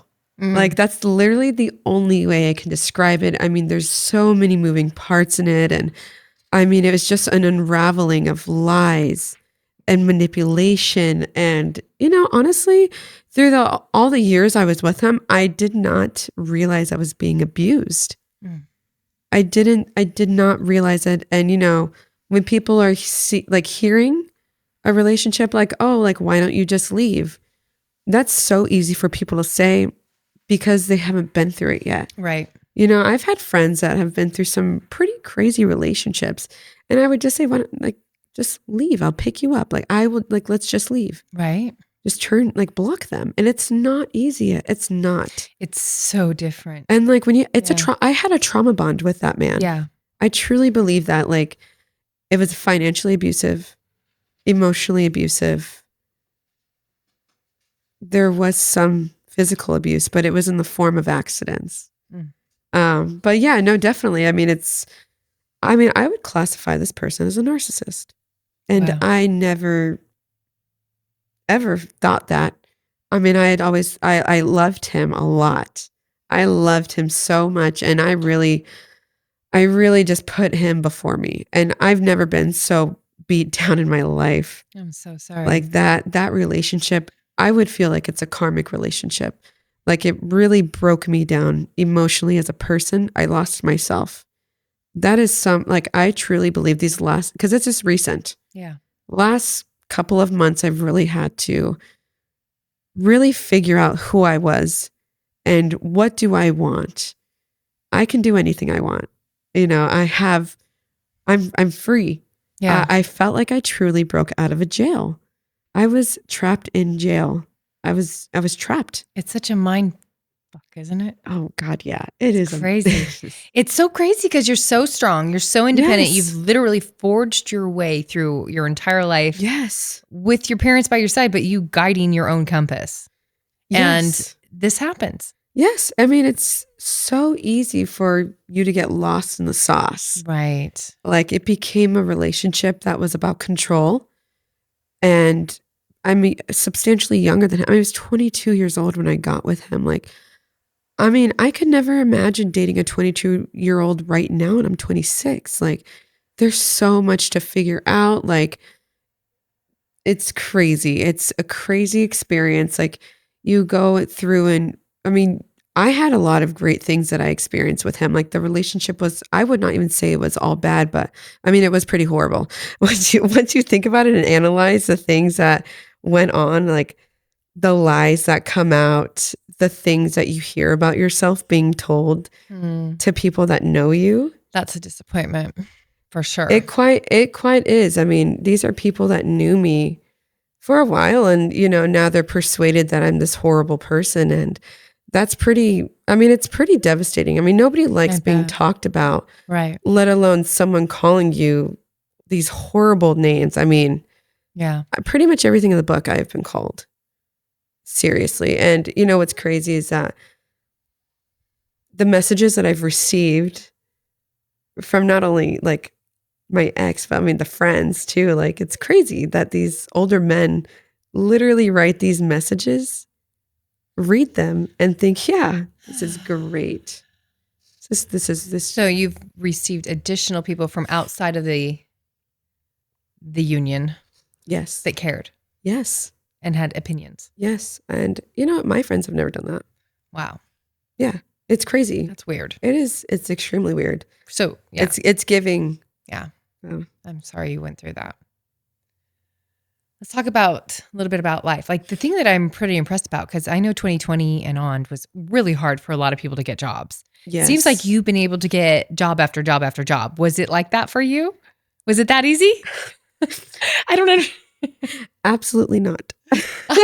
Okay, tell us a little bit about that. It was so hard. And I was shocked at how hard it was because I got a job, like a good job, pretty much immediately after undergrad. I had like a sub job, but that was while I was applying. Yeah. And it was pretty easy for me to get hired. I put in about 250 applications. Wow. I'm pretty organized. I kept these in a spreadsheet. Oh, wow. And a lot of these jobs I never even heard back from. Like, I was shocked, genuinely. I would say I got interviews with 4 different companies. There's one company in very specific company that took me through 4 interviews. 4. Wow. And then I got ghosted. Wow. After 4 interviews, they ghosted you? I got ghosted, and I've never been ghosted, even in relationships. I mean, I get the first meeting, it didn't work out, whatever, but Before. 4 meetings. I mean, it's over 2 months. Yeah, that's a lot of your time. That's 4 hours minimum of your time, most At likely. minimum, yes. Maybe it was But 30 minutes. honestly, like, even so, right when I graduated, I had gotten a job, a really good government job, and after a month or 2 of going through the hiring process, I got a letter saying that the offer was being rescinded. What? I was shocked, but it was because of budget cuts within that government entity. Oh. And so I was like, well, I bet that was happening a lot. yeah, too. definitely. Wow. Definitely. And yeah, I was pretty disappointed. So then, the job search went on. And then I got another job at a biotech company doing business development and their marketing. Oh, fun. Like that was like maybe 4 months after that happened that I got the job rescinded. So I was applying. And this was before I had applied for like 250 jobs. This was up like 50 jobs that I was applying for. Wow. And so I got in this job with the Big 10. And so I had a great salary, doing what I liked. I mean, it was much more stressful than this job that I have now. As you can imagine, like, corporate I do. is crazy and ruthless, cutthroat, all the above. But I enjoy the competitive nature of it. And let's be real, I was making good money. Right. And then we got laid off. My whole department got laid off, and I was like, I'm screwed. Oh, Oh wow. my God. OMG, I'm screwed. Yeah. And so I was applying more. So then that's when I applied for 250 jobs. Wow. And again, I only got 4 interviews, and then I landed at the job where I'm at here. And I had gotten 2 jobs at the same time, offers, relatively same job description, but I had to pivot after my layoff because I wasn't getting anything back. I then started opening my avenues to community development. Ooh. And, I was doing business development already and like analytics. Uh-huh. And so I just kind of shifted my search. I mean, I've worked in healthcare. I'm good with people. I have PR experience with social media throughout undergrad and graduate school, being on student government. And, I've thrown community events. So I'm like, I'm reading different things, and I see community engagement coordinators for several companies. And they are like, some are nonprofit, some, were just healthcare companies. And so I gotten 2 job offers from 2 nonprofits, and one I would have been traveling a lot more. And I chose the first one because, okay, well, to be honest with you, I started my current job I work for the Children's Foundation of America. Oh. And so That sounds really fascinating. It is like, I read about it on the website, obviously, to prepare myself for the interview. But I nailed it completely. And I bring a complete different background to the foundation and kind of their operations and things like that. So the other company I was going through the hiring process, but it was taking much longer. So I had just started the other job, and I actually gelled with them pretty well. Like, my team was a women of 5. I'm the community engagement coordinator. So I'm also the volunteer management. So I put on events, like mostly fundraisers. We do a large tea party. How fun. And about 200 people come. We serve tea. And as you would think of like the tea party, think of like Alice in Wonderland. Yeah. With all the finger foods, the colors. This year, the theme is like vintage circus. So think of like animal crackers. Fun. Or like, Yeah. The Greatest Showman, like what that's based off of. And we have these really fun events. Like, we had a holiday gala. Wow. And, we raise money. We probably raised like, I don't know, couple tens of thousands of dollars for our kids. And wow. We put on a golf tournament too. That's my event. That's what I lead. And that's, the golf tournament? yeah, that's super fun. People come, they golf. It's a huge fundraiser. And we do this thing called a golf ball drop. So we have a helicopter, and people buy golf balls, and they're numbered. And then the helicopter goes over a hole, and whoever lands in there first gets $10,000. How cool is that? Yeah, super cool. So this is like a cakewalk for me, I would say. There's definitely some learning curves because, I'm used to reaching out to pharmaceutical companies and, people like that Right. versus like I now I'm reaching out to like small businesses. I'm making much more closer relationships. And my CEO, she was incredibly known. I work, so she is incredibly known on many different boards and on advocacy for children that, have been in foster care or abused or gone through trauma, because she experienced that as Oh, a wow. child. Like that's what she grew up on. Yeah. A not foster child really, but like she went through a lot of abuse and trauma. And so she started the foundation to help foster children specifically, as well as, kids that have been through trauma and abuse. And so what I do at the foundation is I give these kids in foster care things that, federal funding doesn't do. Mhm. Federal funding, gives them, it's bare minimum, unfortunately. Right. And so, we give them backpacks that have school supplies for our back to school fundraiser. That's so amazing. We do, Warm and Fuzzy February, where we get so many donations from different people. Yeah. We know we have Amazon wish lists and things like that people can buy on. And we're able to serve hundreds of kids that way. They have a sweatshirt, sweatpants, shirts, underwear, and Those are just the basics. just the basics. Yeah. And you think of these kids, they get taken out of their homes. They only get a trash bag, what they can fit in there, pretty much, and take it with them. And then, You imagine how traumatic that is for them. oh God, yeah. And I feel for them. And Oh. this work that I do, I really haven't had much experience in nonprofit at all. And so what this job has taught me, I've always had an empathetic heart, but you don't understand what these kids actually go through. And Yeah. I feel like I'm kind of like Santa Claus. I never directly have interactions with the kids unless I go to like their sites or something like that, where they're, residential sites. But, I get photos back and I'm able to see the joy on their faces or like with the foster families that they're with. Like Yeah. we make sure every foster child in our care has like a birthday gift that they like, along with like cake and things like that. And so that kind of work, and my coworkers, they care so deeply about the mission. Yeah, I bet. It's And so fulfilling. Wow. It really is. It really is. It is a thankless job. I won't lie, but every time I tell someone what I do, they are like, wow, that's, or Yeah. even someone that my friends that know me now, that have known me to be very science heavy, Yeah. they tell me this is a totally different job for you, but it fits you so well. Yeah. And I am in the face of the public a lot, which is pretty ironic that I don't like to be on camera. I know. I didn't worry about you at all for this. I didn't even give you prepping because I'm like, no, Allie's on camera all the time. I told Jim that even last night. Yeah, it is. It is just a little nervy because I'm talking about myself, and I generally don't have to do that. So Yeah, I know. Yeah. And you shared something with me that's pretty amazing. Last year, you served over 6,000 children. yes, 6,000 children as well as 32 outside organizations. Wow. Which means we're able, we get so much donations, we're able to help other organizations that don't have as much recognitions awesome. or donors. And so if we're able to help them, we Yeah. will.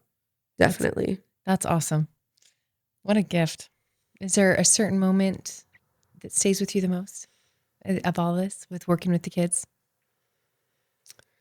Honestly, I would say my team is the most memorable, meaningful thing for me, Yeah. because we're doing the work of a lot of people. There's a lot of moving parts that goes into these events. I bet. You're reaching out to so many people just to get 5% back that actually give something. Yeah. And recently it's been very hard for us as a team. My director went on maternity leave, so I've only been at this job, I've just hit my 8 months. And so I don't know what I don't know. Right. And so there's so many things that we do, especially in the holidays, that I pretty much was just winging it. And me and my other director were pretty much just winging it the whole time. And then my CEO she was super busy, but she had just gotten sick a little bit.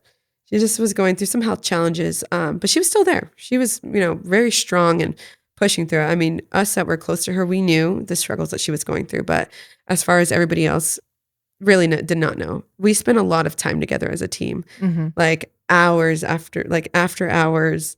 We're very personable with each other. I mean, my director told me it doesn't feel like you've only been here for less than a year. It feels like you've been with us forever. Right. And so then, unfortunately, last month we lost our CEO, Oh. who was the founder of the foundation and Wow. has been there for child advocacy for over 25 years. Wow. And so it's a huge blow to the community Yeah. the LA County, I would feel. And my other director, her name is, she's now our COO. That was her best friend of 38 years. Oh, wow. And so, it's just a devastating loss. Yeah. Like for all of us. The boards that she served, it's crazy. Tight community. It is. And you guys work on such huge things. I can only imagine you grow, there's such a feeling of. Like we did that. Yeah. Like we did that. And you do that together. I imagine there's a lot of bonding that happens over that. Absolutely. And every time you're trying to probably one up it a little bit and make it a little Yes. bit better. Yes. And that's just I can see how having that common goal Mhm. as a team and as people. Yeah. And, I bring a completely different side to this foundation. Like I come from corporate. Yeah. A lot of nonprofits don't have the technicality that I've come from. So I brought a completely different angle to this, different ideas. And a lot of people at the foundation have been there for a long time. And so it's the voice and the ideas that I bring are just completely different. And that's what's so great about bringing in more than one person working as a team is you do get to grow and share and gain from the different talents of the group. That's Definitely. very And awesome. they like and me you're a just lot. a baby and I you're am a so baby. talented and you're so powerful. I am a baby. I'm the youngest one in the office. I love it. I'm always the youngest one in the room again. Enjoy it, baby. It won't always be that way. I know. So one of the things that I've heard a lot throughout this is how close you are with your siblings Oh, throughout yeah. all of this. Yes. All three of us are incredibly close. My brother and I, he's like my child for sure. And my younger sister, we are super close. Like she's about to graduate this year with her bachelor's degree. And she has a lot of independence now, and she's learning right now how to be so independent. I've always been like extremely independent because my parents cut me off when I was 19 because I was gay. But she's learning how to be independent. She does call me for a lot of advice, which I couldn't appreciate more. It's an honor as a big sister to be the outlet for my siblings. And, I take my brother almost weekly, we have a sleepover or I go to his baseball games because he's in competitive baseball now. Right. I used to coach his little league teams when he was Really? 5 and That's so cool. yeah, like 5 and 7. And him and I are very, very close. He can tell me anything and he knows that. I see this. That's why I know I could not have kids because I can't say no. I cannot say no. And I don't know. I don't want kids anyways, but he's my kid. So that's good enough for me. Do you think having such a close relationship with them has shaped your perspective of life at all? Definitely. Yeah. Definitely. I don't know. So it's like you don't understand how much you can love somebody until you have he's not my dependent directly, but I could never imagine losing him, and I would never want him to not have me in his life. Yeah. And so whenever my parents and I were having conflict, that was a big topic because the way that we were arguing, they would use my brother against me and say that if I was acting crazy, then I wouldn't be able to see him. Right. And I wasn't acting crazy, for the record. But yeah, So you care like for someone like that. Like my Yeah. sister, like I care about anything that she's going through. Like she calls me on the silliest things, like because I have pretty much done everything myself. Right. As far as like applying for college, like FAFSA and like just like little things like that. I know how to do it. I know how to do all that stuff. And Right. sometimes doing that stuff with, with my mom is just not the easiest. Like she didn't know how to do my FAFSA. I was like, I need your taxes. And she just kind of gave it to me. And yeah, we just hoped we did it right. Yeah. But like today, like, so we're doing our taxes and stuff. And my sister calls me, hey, it says, this form. And I'm like, let me see. So she sends me a screenshot. And I'm like, well, sis, are you in, Mexico or the Virgin Islands or Puerto? Are you in any of those, sister? And she's like, well, no. And I was like, okay, then you choose no. It's like things like that. And it's right. and like I don't get upset. Yeah. I try not to get upset. Like my sister is the only one that can get me unhinged because she's my sister. Right. You know how that is. You have a sister, so Yeah. there's no one that gets to you like your mom or your sister. Right. My mom. No. It was my dad. Yeah. Jesus, all of us together. Oh my God. Yeah. Right. Yeah, Seriously. my poor dad. Well, sometimes he instigates it too. So I mean, all of you guys in the same room, huh? well, Becomes yeah, fun. yeah, seriously, yeah. Or honestly, it's my mom and her sister and Yeah. her daughter, and then Right. plus my sister and I. That is like something nobody wants to get into the middle of. And one time my sister, Bunch of heat going on, huh? yeah, definitely. And we're Puerto Rican and Mexican, like, come on now. And one time, so my sister just has this like a newer boyfriend, like they've been together for maybe almost a year, and he decided to say his opinion one time.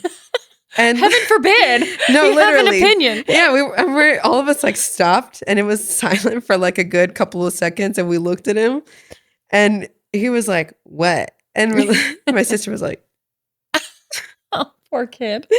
yeah. And my cousin's husband was like, listen, bro, you don't say anything when they're doing that. You will get cut. Like, Oh, so there was a moment of content or whatever was going down family wise, and yes. you interject. Oh, Yeah. Like, what's happening? That's a right good life now? lesson. Yeah. My mom's like, that's this one free one. I love that. Allie, I can't even tell you how much it means for me to have you here. And I so appreciate, I know it takes a lot of courage to come on and do something like this. And I know it's hard to talk about your personal life. And I super appreciate you taking this time and doing that. I really do. Well, I was pretty nervous. I'm not going to lie. Like, I'm a very private person. Right. I'm very, very private. And, a lot of people don't know like the daily struggles I have, like, or even like oh my God, how trialing the last 7 months have been for me. Like haven't felt this way in like a long time. I bet you've been through a ton. I have. And I really have had to find myself again, like really figure out who Allie is, Oh, that's the because hardest part. so much independence Yeah. of myself was gone because you become codependent on that person that you're Right. with, Right. and especially when you're so emotionally beat. I mean, Jesus, you forget who you are. Right. And I mean, there's so many things that I've compartmentalized and for my own sake and that have come out because I've in therapy again. And I have to figure out the root cause of, why was I with somebody so much older than I? Like what's the psychology behind that, Right. What were you looking for? Right. Like there's something I need to fulfill. There's a fulfillment that I'm still searching for sure. Sure. But it's been a really rough couple of months, and I've gone low, but there's something about, I have to tell myself constantly, it's a bad day. It's not a bad life. That's right. And I really try to live by that because there's some days where it's just like, I can't do this anymore, and again, I'm just really, really private and I have supportive friends, I do have support, but it's incredibly hard as someone who is so like my friends would describe me as a very structured, like, girl boss. But, like, on the inside, like, I'm a mess. Like, on the drives home, like, sometimes, especially when the breakup was pretty fresh, I would go home just crying. Yeah. Or, like, a lot of my therapy sessions I have to take during the day, and so I go to my car or I close my office door and cry for about an hour, and Ugh. then I go back to work, and I'm just like, "All right, let's go make some treat bags." I can't even imagine the strength that it took to work through that, especially most likely being so private. You did a lot of it alone, I'm guessing. So, Yes. what Yeah. is something that you would tell your 16-year-old self today? I would give that girl a hug and tell her that, life is hard and it will get harder, but it builds character. Right. It builds character for you, and it makes everything that you go through, as much as you wish you would never experience that or wish something of that sort on somebody, Right. of that kind of abuse, like I learned from it. I learned so many things about myself, about things that I know the signs now. I've done my own research. I've, studied different things. I've studied narcissism to a nauseating amount. And, like, just to realize, like, to understand what I was enduring, Mm-hmm. understand why did I act that way? Why did I react towards, I'm not a violent person. I'm actually very calm. And so it's like, why was I acting so out of character like that? Right. And so, I mean, I've never been one to be described as a crazy, like, unhinged person, like, maybe crazy fun, but no, I had to learn a lot. And I would tell her, like, there's a lot more to learn and to just keep going because you're going to be great. Like, you just keep the head that you have. And there's, of course, some side quests that you take, but, Yeah. everything happens for a reason. I Yeah. have to think. And that made me stop blaming myself for a lot of things I've gone through. And everything happens for a reason. And, some things that I've gone through, when I was 16 all the way to now, I mean, people have two options when you're going through hard times. You're going through great loss. You're going through horrible experiences, things that you see or trauma. And you have two places to go. You either stay linear or even go down and, go down a path of risky behavior, destroying your life, you know, channeling things that just are not good for you and not good for your health. And it makes you destroy relationships around you. Or you can take the high road. Right. You can choose to work on yourself. There is a better way to channel your feelings. And I still struggle with that every single day. Like, I've recently have a major depressive episode where I couldn't get out of bed for 3 days. But I still went to work, but, like, over the weekend I didn't want to do anything. Mm-hmm. And so, like, when I get like that, it's really hard because I'm a very active person. You know that. Right. I'm always constantly on the go. So for me to be holed up like that, it's noticeable. But again, I don't tell anybody this. Right. It's My personal. parents don't know. Like, I never express these things. I don't want to be the weak older sister. Right. And you know what? Sometimes the older sister needs an older sister. And it's so, okay, I hate to tell you, but you just expressed it to about 20,000. I think we're on YouTube, we're getting up to 30,000 a month right now. So you told a few people, but the beauty in you telling this is that we heal through each other and we all go through it. Yeah. We do. Yeah. And you're not a freak. Actually, I think it's really healthy that you pull back, you put yourself down and you heal. Some of it you have to be mindful of because there's that point where, okay, after 2 or 3 days, now you got to get out of bed. Yeah. Now you got to move. Yeah. Don't let this become a habit. And that's the scary part of it, right? Definitely. It's like we all know how easy it is to fall in that habit if you aren't cognitive of that. Definitely. So scary.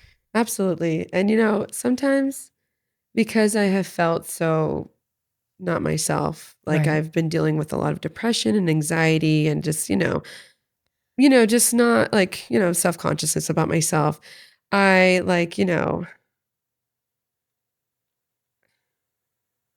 I don't tell a lot of people about what's going on. And so whenever someone notices that about me, okay, so being 26, Right. I feel embarrassed about that because it like takes me back to being 16 and like I am like, okay, I'm like 26 years old. Like I feel like I shouldn't be going through this stuff anymore. And that's not right. Right. That's a bad thought. Like, but Well, like that's what goes through my and brain. let's take it right back. This is not an age. This is not a race. This is not a language, a color. It happens to successful people. It happens to non-successful, of all ranges. Yeah. You know? And I've had to learn that like it's okay to not be okay. Like, everybody hears that, but like I'm just proud of myself that I didn't go down the path of destruction. Yeah. Like the first time that I broke up with my ex, I definitely was I was doing that. Like, I don't know how I don't know how I made it through grad school. Like I just did it. But yeah, I definitely was not being kind to myself. So, and this time I was really proud of myself despite all the things I was going through or like feeling. And, even though I was like pretty down bad, I didn't go to turn to those things. Yeah. And, I really took initiative and wanted to heal. I wanted to figure out like, I did have some more support though, like others that were also being affected by my ex. Like we did have some support there because it was a lot of like connecting the dots on things. And so like they said, like lies and things like that. So there was kind of a compatibility. There was a compatibility there to, having someone know what you've gone through and personally be victimized by the same person is like so trauma like bonding it's in another so level. Oh yeah, like it's so different. And I mean, I could talk to my best friend about it, but again, you don't understand unless you're actually dealing with this person. And this person is like so good at manipulation. Like it's like a what is that? Dr. Hyde and Oh yeah, Dr. Jekyll. Mr. Hyde. Yeah, like that Mr. Hyde and Dr. Jekyll. It's just like that. It's crazy. Yeah. That's what's so hard is it's hard to know what's real and what's not. And that's where it's so important to know yourself and be able to trust yourself. Absolutely. Yeah. And you get lost in the sauce. Yeah. I mean, we You get gotta- emotions in our head. gotta We get emotions in pulled our heart. out. We get emotions in our gut. Which one are you going to trust? Right. You get emotions a lot of other place too. But yes, I didn't go there. You're right. Well, that one, you already know what's going on. Right. Well, maybe not everybody, but I think I know myself pretty well. yeah, I think you do too, girl. Sounds like you've been through a few things. Oh, let's think about something. How about this? What's a habit that helps you reset mentally? We're going to just do like one rapid fire and then we'll close it out. Let's see. I think that getting out and doing stuff is really what does it for me. Yeah. Because if I can get out of the house, I am automatically feeling better. Being around people, it is better for me. And I do have a roommate who knows she's getting to know me more and she's seen me the way I've been and she's seen firsthand like my struggles, even though I don't tell her much of anything, she knows how I am. Right. And so like I'm saying I never decorate ever since my grandma passed, just because it was a thing her and I did. And then I just didn't feel like it anymore. And my ex would just do it all, whatever. Right. He'd get mad at me that I didn't want to, but he'd understand. But so she brought a Christmas tree down for me and was like, here, we'll decorate it together. And I was like, I don't want to. I was like, I don't decorate. I don't feel like it. And so she pulled me out of that and I was super depressed too. So I was like, okay, fine. And it did make me feel better. It's great. And then she's like, it's rainbow, just like you are. And so like, it's been like different things like that where like she'll come and like, we'll just hang out and watch TV and, indulge in eating something and, whatever. And, I have my animals and stuff. So that's really nice. And my dog, she really helps me out. Like when I'm bed rotting, she's bed rotting with me. But yeah, taking her out for a walk. I've also really gotten to fitness too, because sometimes when you hate yourself so much, when you change yourself, you feel a little bit better. I recently ran a 5K. So like I've been running a lot. And, so I lost a bunch of weight and I mean, I feel better, but I sometimes, have that fat girl in me and I'm like, Far from it, girl. Everyone's looking at you like, what? Far from it. No, you look amazing. I'm super proud of you. And I'm just, it takes a lot. It takes a lot to be honest with yourself. It takes a lot to understand and dissect it all and to pull yourself back and just really look at what's going on and being honest about it all. So I'm really proud of you. And I'm so excited about what your future holds because girl, you're 26 and you're you are just dynamic. I'm excited too because I've decided to be more selfish. And I know that sounds horrible, but I mean, my own parents tell me that, oh, when are you going to have kids? I'm not having kids. And why? Because I'm being selfish. I'm career driven and I don't want to. And I think that's more of common, with people my age. But, I haven't really gotten back in the dating scene at all. But that's definitely a thing I put out there. Like, I don't want kids. So Yeah. if you're down with that, that's cool. If you're not, I guess this is the last time I'm seeing you. I'm just waiting for the one that comes in and turns your heart. It always is that one. No. It's not even about having the child to take care of. It's like a body thing. And I just don't want to go through any of that. It was so weird for me. I feel like an alien. No. So weird. I just can't. Yeah. I literally can't. Oh, that's awesome. Well, thank you, love. We're going to close it out from here. Thank you for having me. It's always a pleasure. Yeah. It's been great having you here. Your honesty and what you share with everybody, it's beyond. Well, if I can touch at least one person, let them know that it's okay. I'm young. I am young still, and I've had to learn that because, you have some kind of existential crisis sometimes because I'm almost 30. But, if I could touch at least one young person or, I mean, even honestly, anybody who's in an abusive relationship or abusive friendship, there is some friendships that are definitely abusive and toxic. I went through that too. And, you have to remember that you can do anything that you want. Really. You really can. If you want to turn your life around, you can. And it's all about how much you want it. Because if you don't want it, then how are you going to get it? Like people are successful because they become delusional about their ideas. Oh, 100%. Yeah. I mean, this podcast, how far in were we? Like, shh, don't talk about how delusional, delulu I am. I felt like we already knew that. Yeah. But to be passionate is to be delusional. Like I'm passionate about, I want to buy my own home. Like I want to build my own empire. I want my own successes. I've never have depended on someone like pretty much financially. Like even when I was with the older man, he didn't pay my bills. I was not using my free will to my full potential. I am now though. Know that. But it does get better. If you lose yourself, you can change. If you want to change, you can. And no one's going to do that for you.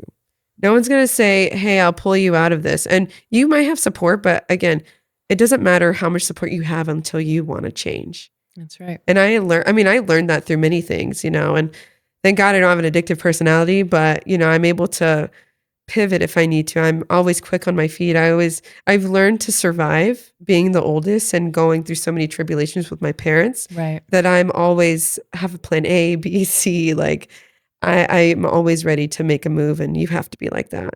I love the word that you use, pivot, because pivot is something that it's just so relatable in every form of my life. Yeah, absolutely. I'm not afraid to pivot. Me either. I mean, that's why I'm able to move and switch jobs, and yeah, I have to do something to make it work because I can't be a failure. You can. And I it's can, okay, and the world will be fine if anything goes wrong. My own subconscious, like I just can't fail, which becomes an obsessive thought for me, and I have to manage that. But yeah, then I have to give myself grace a lot of the time, and I don't do that enough. And I'm still learning to do that. Yeah, and I think that comes with where you are in life and your age, and still learning and proving to yourself. Yeah, even though you should have proven you dang have. It's imposter syndrome to the highest degree sometimes. Girl, you got it together. I'm really proud of you. Yeah. Just keep doing it one leg at a time. Don't put too much pressure on yourself. Enjoy the journey. I live my life hour by hour. Yeah. But day by day. Yeah. But yeah. All right, Allie, thank you so much for being here today. It has been having me. Such a pleasure. If this episode resonated with you, follow the show and share it with somebody who might need this conversation. And for next episode, we're going to be doing something a little bit different. We're going to continue on the one-on-one, but we're going to flip the mic a little bit. And I'm going to be in the hot seat. Oh my. Yeah. Should be interesting. Right? Talk about watching me squirm. It's like the Pandora's box. I know. And these girls are all going to interview me. So we'll see who's available and It should be fun. Sounds like a good time to me. It will be fun. We'll be digging into my story a little bit, get to learn a little bit about me and what inspired this whole Leave Her Wild experience.